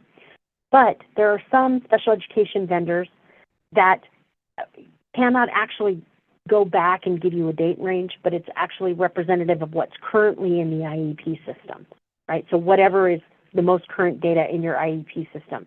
So in some cases, you're going to have to do sort of a reasonability check, right? The figures are not always going to be exact, particularly if your special education data system doesn't have the ability to provide a history from July 1st through June 30th. The other thing that you can do is compare this report to your prior year data that you certified. Okay, so go back and look at report 16.1, because remember the report numbers were different, and compare. If you see primary disability categories that are elevated by 25% or more, that may be an indication that there may be a data issue there, or if a category has decreased by 25% or more. You just want to dig a little deeper in those cases. All right, this is report 16.14. So 16.14 is your student profile. So this is where you see all of the students that make up the aggregates in report 16.12, which is your child count. Now remember I talked about the fact that we're not going to have a specific report that shows you the percentage of students that had the transition indicators populated, or all those 8 transition questions. Well, report 1614 is the only report now that you can verify the data that you will be submitting and certifying for indicator 13. This is really important. So in this case, when you are looking at report 16.14, you want to go ahead when you're generating that report and make sure you run the age filter before you generate the report for students 16 years and older. Okay, so all the way 16 through 21. And you want to run that report, download the results in CSV format. Then what you want to do is you want to look at all of the students in this report and verify that the transition and post-secondary information section is populated with something. So you'll notice here in the screen we've got 2 students for whom those indicators are not populated. And when I generated this particular report, all of the students were 16 years and older. So they should have yeses or nos populated in this particular field. Now, many of you were asking the question about Plan 620, or excuse me, not Plan 620, but the transition indicators, right? The errors that you're getting because the transition indicators are not populated. And as Dominic said, oftentimes this is happening when kids are transferring into your districts and you're adopting the plan from the prior district. Except at the other district, based on the plan effective start date at the prior district, the student wasn't 16 yet, and so those weren't required at the time. But when you're adopting the plan, you're adopting it as of your enrollment date, and in this case, a lot of times the student is already 16.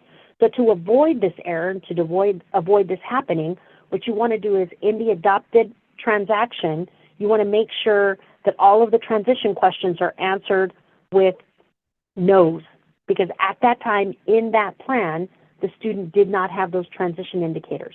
And then you can hold subsequent amendment or full IEP meetings to make sure that those indicators are correctly populated and all those goals are in the student's IEPs. But the reason you're getting it is because they're blank. This is how you verify it on report 1614, or if you're getting one of those certification data discrepancies. You do not want to see blanks for any students 16 years or older on report 1614. The next thing you want to do on report 1614 is compare the school of attendance to their program setting. So for example, if their school of attendance is an NPS school, a non-public school, their setting code should be separate school. If it's anything other than that, then that probably needs to be modified, either through an amendment or it may have been a data error. The other thing you want to look out for is kids who are enrolled in traditional schools, but you've got them in a separate school, separate class, or any sort of separate setting. Okay, so you want to make sure that that's accurate because that's a very big glaring anomaly. Check the primary residence code for each of the students. Specifically look at kids that are in residential placements, NPS schools.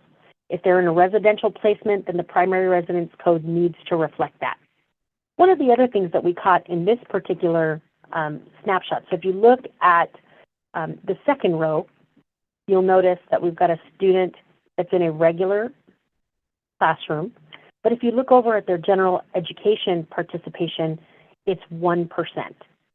Okay, so if they're in a regular classroom, we would definitely expect that their gen ed participation would be much higher than that. So very likely their gen ed participation has been transposed. Okay? So it should probably be 99% or 100%. So just those are some really easy things to check for in this particular report. Okay, so what you're looking at here is the new reports that should be in CALPADS any day now. So report 16.22 is students with disability special education status and non-participation status or reasons. So these are essentially all of your all of your students with disabilities and their associated statuses, and if they exited special education for any reason, it would also reflect their non-participation reasons. So when you're verifying the information in this particular report, the first thing that you want to do is look in your special education data systems to verify the students that had plan types 700, 800, and 900. Okay, so in your systems, plan type 700 means the parent declined FAPE, private placement. 800 is no plan for other reasons, and then 900 means they were ineligible. So if you look for counts of students in each of those categories, and then compare them to the columns for 11, 12, and 21, you want to make sure that those counts are reasonable.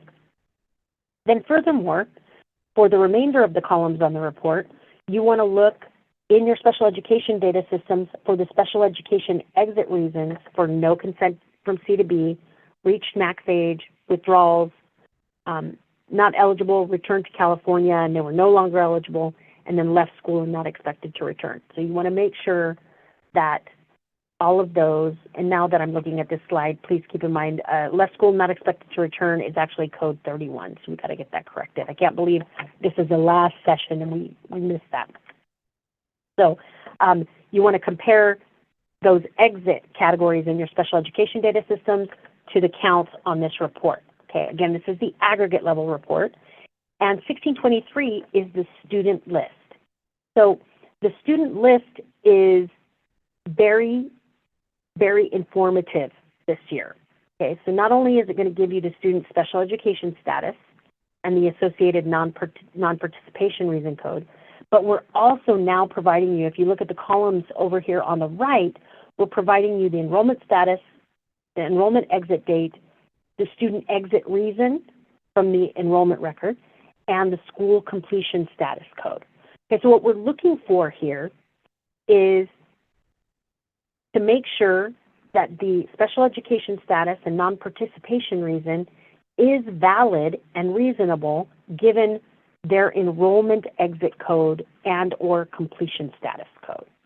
Okay, so to that end, we've actually provided you a document, and it's called the Appropriate Status for Exit Reason Codes. I just got to find it, so give me 1 second, folks. And of course, I don't have the document open. Go figure. Right, there it is. Okay, I'm gonna open the document. Just give me 1 sec. And then I will share it. Okay. So what you're looking at here is an Excel spreadsheet. And what we did is we took all of the exit reasons in CALPADS, as well as when you get to E230, that is a completer exit. And so if you populate a completer exit, you also have to tell us the completion status. So let's look at this as an example. So for E230, with a completion status of 100, which is graduated with a standard high school diploma, the status that we would expect for this particular completion status is an SWDS of not eligible and a non-participation reason code of not eligible. Okay.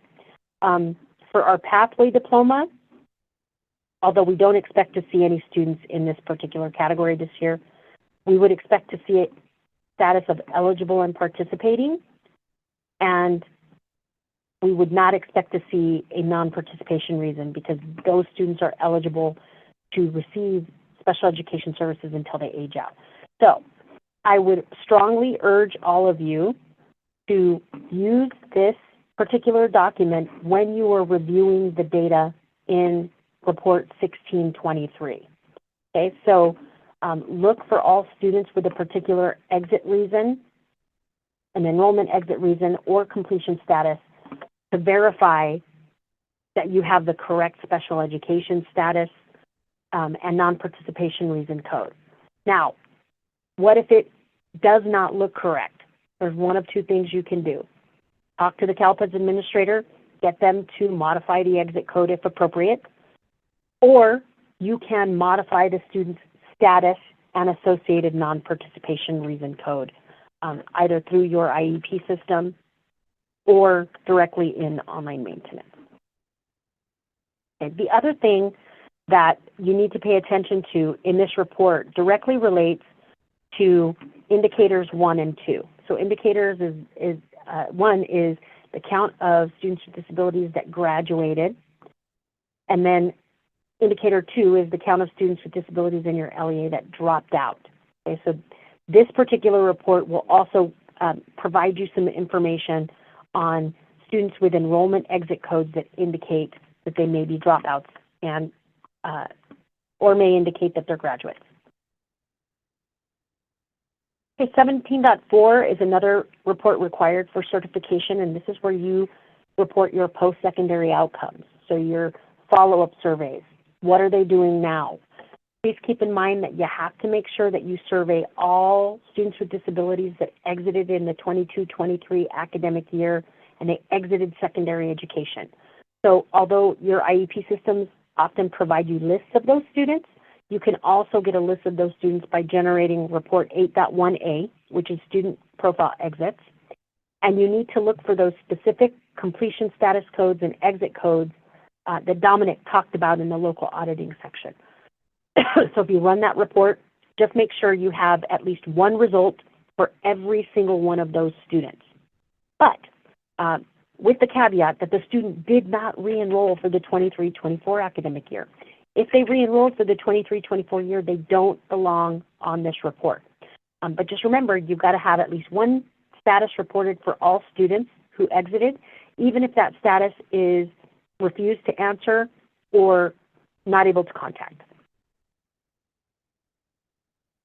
All right, the ODS reports that you should be reviewing. So many of you may not have ever looked at Report 15.2, which is Cohort Outcomes Student List. Okay, the reason this report is important for staff that manage data for students with disabilities is because this is the only report in CALPADS where you can look at students with disabilities that are being identified as graduates and dropouts within the 4-year cohort. Okay? Super important. If you don't have access to this report, you need to get it. Special education data folks and CALPADS administrators, please give them access to this report. Most importantly, again, we're talking about your annual performance report indicators 1, graduates, and 2, dropouts. The graduates, this is the only report that you'll be able to see students that graduated within the 4-year cohort that are students with disabilities. Okay, so there is a filter that you can use on this report to filter for students with disabilities. And what I want you to pay close attention to in the cohort category column, in particular, is any student with disability that has a cohort category of dropout. Okay, that occurs because their exit code explicitly says they're a dropout, but it could also occur if the exit code was a T160, which is a transfer to another California public school, or an E155, which means they were expected to come back, but they never did, and they're considered lost transfers, right? Or students that did not, they were expected to return but didn't. If they entered your district in 9th grade and that was their first time 9th grade entry, and didn't come back and their exit code is that, they will still remain dropouts. And so you want to make sure that your staff update those exit codes because otherwise they're going to be counted as dropouts for purposes of the annual performance reports indicators 1 and 2. So you need to review the cohort outcome report for all students with disabilities. Okay, as I told you, we are still working on the parental involvement report. We'll give you more updates on that as we get them. I showed you Report 16.14, how to review your secondary transition indicators. And the late initials, the 60-day timeline, and the 3rd birthday report, we're not going to get to that this year. But you can use Report 1621 to find kids whose initial evaluations are past the 60-day timeline or your Part C to B transitions are after a child's 3rd birthday. I'm not going to spend a lot of time going through these particular slides. It does take you through the steps on how to find students who've exceeded the 60-day timeline using Report 1621, and also to find the third birthday evaluations. And the reason I'm not going to spend a lot of time on this is because Dominic is actually working on a demo video that we will get posted for you that will show you exactly how to do this, and we will get it out within the next couple of weeks so that you can assess how many of these kids will have these late initials by June 30th, okay? So we will get this out relatively soon. Okay, so I'm going to pause here for a second. Do we have any questions with respect to end of year 4? Okay, I see anonymous attendee. If the District of Special Education accountability changes, will the last DSEA be accountable for the student's chronic absenteeism? Okay, so keep in mind that chronic absenteeism is calculated for every district based on the enrollment at a particular district. So if that district, if the student is chronically absent at a district that has identified you as the District of Special Education accountability, then that student will be attributed to your district's overall chronic absenteeism at the district level. But the school in which they were chronically absent will retain that student at the other district, if that makes sense. So the school level indicator will reflect that particular student at the other district, but at the district level, they will be reflected in your district. So it really is a matter of whether or not any of the records submitted by that district, plan records specifically, identify you as the District of Special Education accountability. Okay, so I don't see any more for end of year 4, so we're going to move on to end of year 3. This is our incident data collection. So the incident data for students with disabilities is used for the dashboard, data quest, local and state public reporting for restraint-Seclusion, federal reporting for IDEA, and more specifically in the annual performance report, it's indicators 4A and 4B, which is the percentage of students with disabilities that are being suspended and expelled as compared to their gen ed counterparts. Also, it's disaggregated by race ethnicity, and is one race ethnicity being suspended or expelled at a higher rate. These could lead to what's called disproportionality. So for end of year 3, you are required to report all incidents involving offenses outlined in Education Codes 48900 and 48915, even if they didn't result in suspension or expulsion, and incidents resulting in physical, mechanical restraint or seclusion, even if it wasn't associated with an offense code, right? One of the Education Code sections, 48900 and 48915. Now, all of the incident data at your LEAs is tracked in the student information system. So this is one of those activities that you're going to have to collaborate with the person that is inputting these data into the student information system.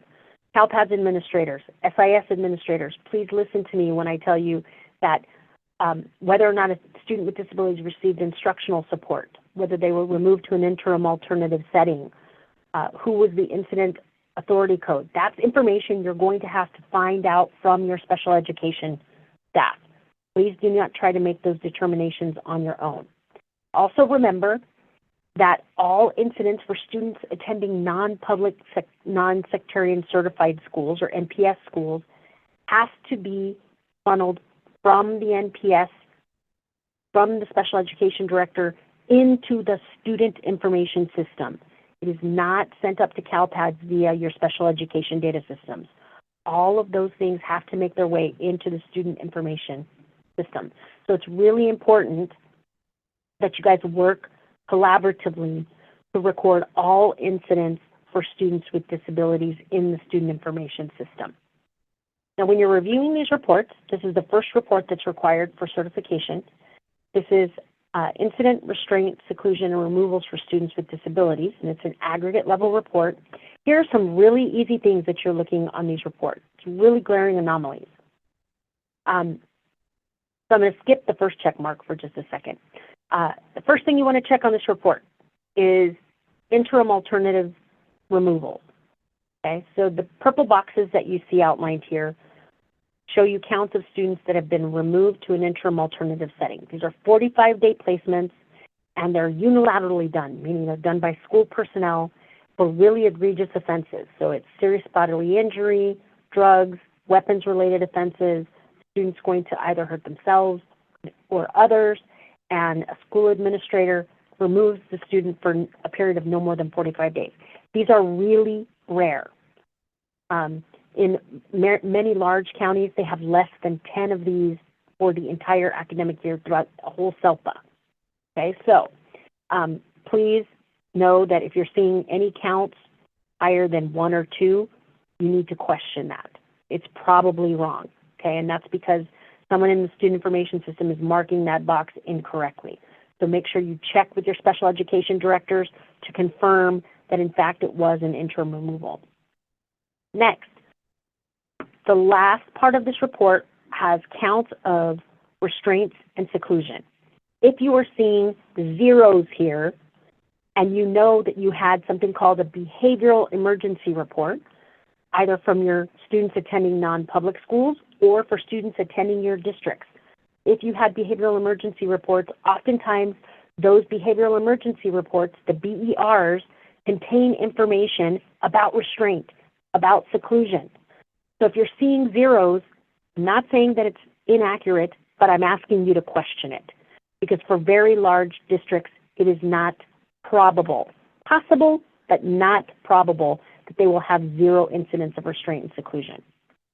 Now, from your special education director's point of view, what you want to look at is total number of students removed. What's my total count of students with disabilities that have been removed?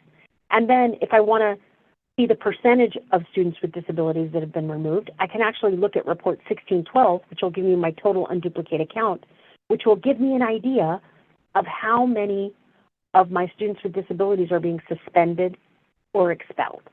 Okay, so that'll give you sort of an indication on your percentage of students that will very likely end up in indicators 4A and 4B. All right, the supporting report 7.18 is the student list that's affiliated with 7.16. And what you want to look for in this report specifically is if you don't see any of your students attending NPS schools on this report, again, I'm not saying that it's wrong, I'm asking you to question it. Because oftentimes NPS schools will send this information to districts, but the information is not funneling its way into the student information system.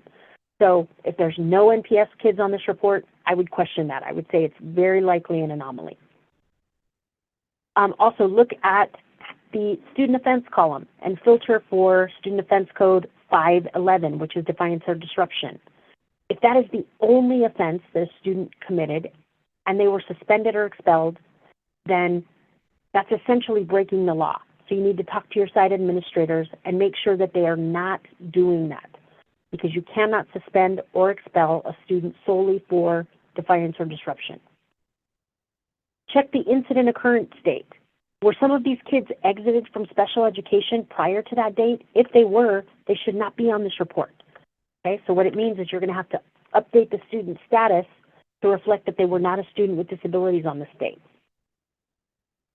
Check the duration days of your suspensions and expulsions. This is really important because when we're including students in the numerator for indicator 4A and 4B for suspension and expulsion, we're looking for any student that was suspended or expelled for more than 10 days.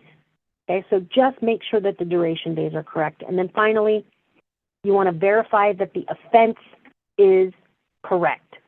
So make your site administrators take a look at the offenses as compared to some of the student grade levels to see whether it's appropriate. Okay, I always tell this story about a group of kindergartners. A reporter was on DataQuest, and a district had reported many of its kindergartners as committing sexual assault. and they certified those data. They got publicly posted, and a reporter found it and started digging a little deeper. So just make sure that the offenses are correct. Okay, 7.12 is a report that many special education data coordinators may not have access to. For those of you that are CALPADS administrators, I would strongly urge you to give them access to this report. This is the only report that allows special education directors and staff to calculate or get as close to the 4A and 4B calculations, because we have to know the percentage of general education students that are being suspended and expelled as compared to their special education or their students with disabilities, right? So we have to see the entire picture in order to determine disproportionality. So what you want to do in this report, this is a student list, so you would download this report, and then in Excel, they have something called the subtotal function. So if you run subtotals on each SSID and the cumulative duration days, because remember, we're looking for students that were cumulatively suspended or expelled 10 days or more within the academic year. So if you run the subtotal function, you want to look for any student that exceeds 10 days of suspension or expulsion, and those are the kids, students with disabilities, that are going to be counted in your numerator for indicators 4A and 4B, as compared to their general education counterparts that were suspended 10 days or more. Okay, restraint and seclusion. We've been collecting these data since 2019-20. We know that many districts find this area very challenging with respect to the submission of these data. So real quickly, the definitions of restraint and seclusion are outlined in Education Code 49005.1. Mechanical restraint means the use of a device or equipment to restrict a pupil's freedom of movement, but it doesn't include mechanical restraints applied by peace officers, school security personnel. It also does not include any mechanical restraint that are applied by trained individuals, so trained staff members that are using that equipment for what it was intended to be used for. So adaptive devices, vehicle safety restraints, restraints for medical immobilization or orthopedically prescribed devices. If they're being used by trained staff folks, they don't have to be reported. Those incidents don't have to be reported. Physical restraint means a personal restriction that immobilizes or reduces the ability of a pupil to move their head, torso, arms, or legs freely. But it does not include restraints applied by peace officers or school security personnel, and it also doesn't include escorting a student by the arm to one location or another. Okay, so you have to have local policies about this, but just keep in mind that the definitions are in Ed Code.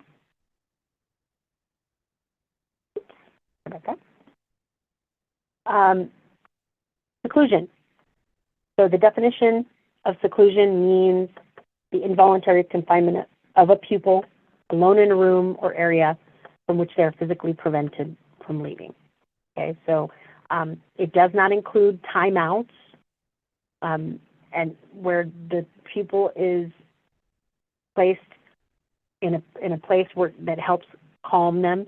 But if the pupil is physically prevented from leaving and they are alone, then that is a reportable incident, or that's not a reportable incident of seclusion. Sorry, my brain is going a little wacky here towards the end. Bottom line is, we know that districts are not accurately reporting these data, and that's because if you look at the history of the data reported, you'll see that the number has stayed relatively the same, and most districts that reported in the first year have been reporting consistently every year. Okay? There's a large number of districts that do not report restraint and seclusion, and some of the main causes for that is that the special education staff that are getting these behavioral emergency reports are not providing them to the student information system. They're not providing them. Oftentimes, incidents of restraint and seclusion are embedded within those behavioral emergency reports. So you have to make sure that they get over to the student information system so that they can be entered and reported to CALPADS. Moreover, a lot of the master contracts that your district has between the district and a non-public school are not explicit enough. It doesn't say specifically which data have to be reported and in which format. I will tell you that we are holding a webinar next week, next Tuesday, for non-public schools to remind them again of their requirements to report incidents for students with disabilities, including restraint and seclusion. Also, key disciplinary staff are not paying attention to those reports. So we just walked through 716, 712, 7.18, and I told you some really key things to look for in those reports. If you pay attention before you certify, then it will make a huge difference. If you're seeing zeros, that is not necessarily a good thing. Now, we are going to include restraint and seclusion in the annual determinations for next year. It will not be used to make the determination, but you may have to complete some additional monitoring activities if there is some indication that your data are of poor quality. Okay, we did provide your CELPAs with a list of your districts and all restraint and seclusion reported for your districts over the past 2 years, so you may be contacted by your CELPAs. We're also conducting trainings. I've provided some information for you here, and we're doing the webinar for non-public schools on Tuesday. And your CELPAs are probably going to reach out to you if there are indications that you have not been submitting to talk about how to improve your processes locally to make sure that those behavioral emergency reports are funneling down to the Student Information System Administrator. If you want to find the location of all of the publicly reported data at the state level, it's here at this link. If you want to see what you reported in terms of restraint and seclusion at your district over the last 4 years, all of those data are available at this link. Okay, work-based learning. So many of you probably have not looked at this report. This is report 18.1. This is the report that shows counts of students completing certain areas of work-based learning. And we talked earlier about identifying students who completed 100 hours of work experience through Workability, Department of Rehab, or any other local program for students with disabilities to earn work experience, paid or unpaid. And then those that have the equivalent of 4 semesters of classroom-based work exploration. So if you've identified kids that completed those things and graduated with a certificate of completion, and they're graduating this year in 23-24 with a certificate of completion, make sure that they're reflected in this report, 18.1. Okay? If there are zeros, I would be concerned here. Because again, kids who meet both of those criteria can be counted as prepared in the dashboard. So you will be doing yourself a disservice if you do not count those kids. Okay, looking forward to 24-25. Dominic's going to walk you through some local auditing that needs to be done in preparation for Fall 1. And then we're going to talk about some changes to expect next year. So we are almost there. Just hang in with us, folks. Yes, everybody, let's focus. We're right here at the end. We got this. Looking at your preschools to kindergarten transitions, everybody's favorite Plan 619F1. Be sure to identify your preschoolers that are transitioning to kindergarten, including TK, and plan for dates when amendments to their program settings will need to be created when the student turns 5 years old. Students in kindergarten that are 5 years or older cannot be on early childhood program settings. Also, general education participation percentage. Review the percent of time in a general education classroom. Perhaps run searches by case managers if you find that particular providers are flip-flopping those percentages as a habit. Maybe they're just have a way of doing things and they're entering the wrong data as a matter of habit. Also look into your SDC teachers. Do they have percentages that are way too high? Conversely, do your speech language pathologists have percentages that are way too low? Your pending meeting types, those annual plan reviews and reevaluations, identify students whose plan review and triennial reevaluations are going to be overdue. Some special education data system vendors require that pending meeting records are submitted through CALPADS online maintenance. If you submit that pending meet record and you have a valid delay code, that prevents those students from showing as overdue on report 1621. That valid delay code will make those records compliant. And everybody's favorite, degree of support. Degree of support will not be required for the 24-25 academic year. SACE had made the decision to require this data element for reporting, and then the next day we revised our guidance in order to allow a longer time period for LEAs to identify and populate this information for their students. So we have until fall of 2025, and what we should be doing is when we have a triggering event, which would be a plan review, reevaluation, initial evaluation, or amendment, that's the time when the IEP team should discuss the degree of support. Only one degree of support entry will be required. Degree of support 2 is being turned into a filler field in the plan file layout. The degree of support is going to be for the student in their entirety, as long as they have one of the qualifying disability categories in disability 1 or 2. So like we said, populate that data from now until fall 2025. That's when CalSAS will be requiring and using it for their reporting. Information on identifying the degree of support, the definitions, and the walkthrough of the questions you should ask can be found in the materials link for this presentation. Okay, last couple of slides. Just wanted to talk really quickly about a couple of changes that we are asking for input on now that are going to affect you in fall 1 of 24-25. So we are revising the meeting delay codes for the 24-25 academic year. That's all delay codes. This will also result in changes to the CalPADS valid code combinations, because now you're going to be able to use delay codes for meetings that you were not able to last year. One of the other things that I wanted to point out about the meeting delay codes is that now all of the meetings for which you can use a particular delay code are included in the proposed definition, right? So here, if you look at, for example, meeting delay 30, sorry about that, meeting delay 30, or 20, excuse me, parent did not make themselves or child available, and we've augmented the definition and told you here that you can use it for an initial evaluation or reevaluation. Okay, so please take a moment to review these definitions.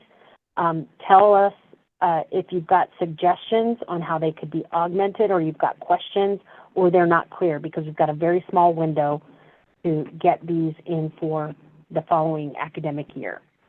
Okay, the next set of changes that we've got are for the non-participation reason codes.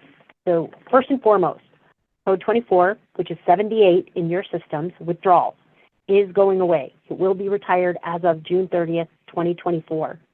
Okay, so any withdrawals that happen July 1st and after will have to use 2 new codes. So if you look here, we're adding 2 new codes, 28, not eligible, written revocation, which means the parent or the child themselves, if they're 18 and over, has provided explicit written revocation of consent for special education services. And then 29, which is eligible cessation of service without revocation. Okay, so many of you are probably asking yourselves, well, what in the world is eligible cessation of service without revocation? 3 specific examples that I can think of anecdotally is preschool students that are evaluated for Part B, parent signs, agrees to the offer of FAPE, but never brings the student for services. You can't contact the parent. So in that case, the student remains eligible, but there is a cessation of service. So in that case, you would use code 29.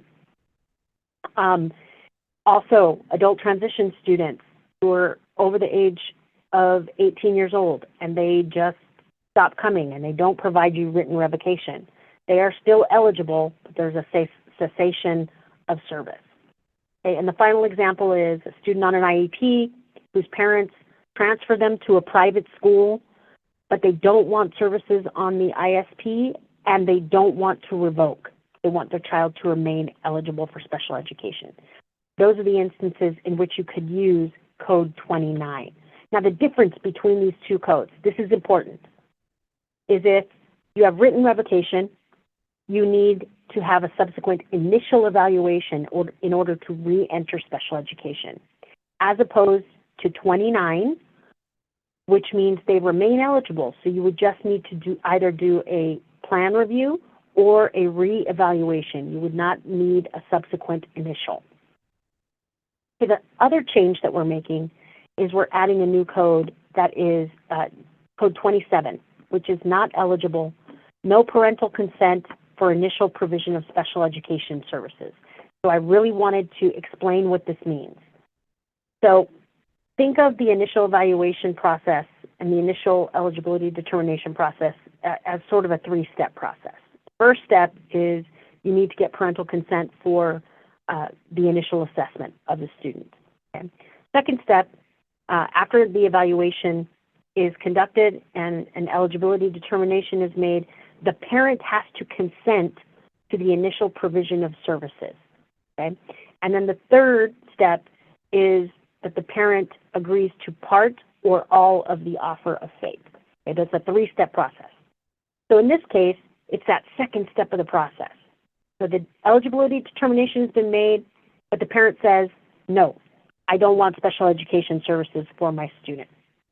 In that case, if the parent doesn't give that initial consent for provision of services, then they are not eligible. And to re-enter, they would need a subsequent initial evaluation, as opposed to a parent who says, yes, I want my student in special education, but I don't agree with your offer. I don't agree with your offer of FAPE. In that case, the student would be eligible, not participating. Okay, so that is the difference. If you use code 27, they would need a subsequent initial to re-enter because the parent never consented to special education services in the first place. So I know we'll probably get a lot of questions about that and how your vendors are going to implement it, but your vendors are well aware, they've got plans, so please contact your vendors for what this really looks like in your special education data systems beginning July 1st. All of the other definitions for our non-participation reason codes have also been updated, so please take a look there in the meeting materials folder. We've got draft definitions for all of those as well. Okay, these are all of our resources and support, but I wanted to call your attention, many of these you've probably already seen, but the one I wanted to call your attention to is the online maintenance demo. So Alex Dondi at CSIS did put together a demonstration video on how to add records through online maintenance. So if you're not familiar with that process, they did put together a YouTube video on the CSIS YouTube channel. So please go ahead and check that out. Kudos, Alex. Great job on putting that video together. Otherwise, here is a list of resources that you can use in the interim. And that is all of our presentation today. And I know it was a long one, so I apologize. We went a little longer than we expected. And thanks to my team for answering all of these questions. I will stay on for another 10 minutes to answer any additional questions that you may have. Otherwise, the rest of you, if you have no additional questions, please have a great day. And we will see you throughout the end of year submission. Also, just a reminder that our Monday office hours were moved to Tuesday because of the Memorial Day holiday. So we will talk to you all on Tuesday. It looks like Angela just mentioned in the chat that SENR 606E4 has just been re-enabled. So I know we're all very happy to see that. Right, SENR 606E4, but we told you 1621. That gives you that information. So take care of those SENR 606E4 errors. Thanks, Angela. Yeah, and thanks to Milo, Joe, and Chris from our office and Alex from CSIS for helping out with the Q&A. There's no way we could have answered all those questions without all your help. So thank you all.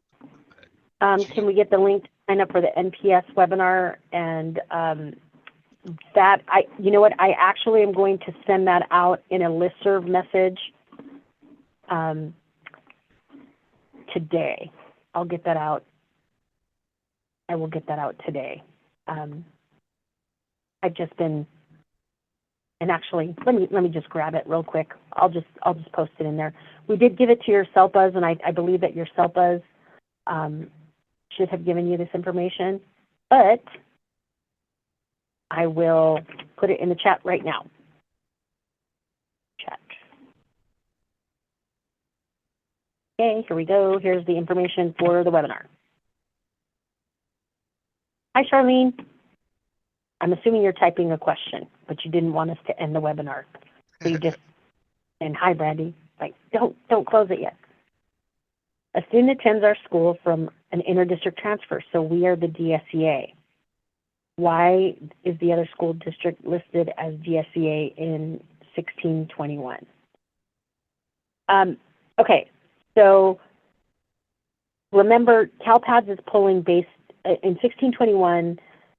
What you're seeing is an enrollment based on the fact that the student is enrolled at your school, but their most recent plan record is from the prior LEA. So what this means is that your district hasn't adopted that plan yet. So now you are the DSEA. But what it means is when they adopt the new plan, they need to send up an update that changes the DSEA to your district, indicating you are the DSEA. If you're taking them on an interdistrict transfer. I hope that answered the question. Hi, Carol. Oh, this is a good question. You take this one, Dominic. So ideally, your CELPA will have something that they can provide. When I worked with Fresno County at the beginning of every school year, we would have either a presentation, like a training or a webinar, and we would try to dedicate a good portion of that time to new users. There is a lot of information. It's a big task, and so it wasn't as comprehensive as maybe we would have liked. But I would definitely recommend reaching out to your CELPA or having your SPED administrator reaching out to your CELPA and asking for training. It depends. If you're using SACE, SACE does have some training materials posted in their training materials link on their site. You can look through that and review. And also, I've personally found that everybody working in this community is extremely helpful. So if you have other districts that are close, you could reach out to their SPED data coordinator and maybe pick their brain a little bit on some things that you may be running into. When I first started as the SPED data coordinator at the CELPA, I also started in the middle of the end of year reporting. It was CASEMIS back then, and I know it's pretty daunting, but ideally your CELPA will have something that they can provide for you or work with you on. It is also something that Dominic is going to be working on a training coming up for fall 1 for new SPED data coordinators. Yes.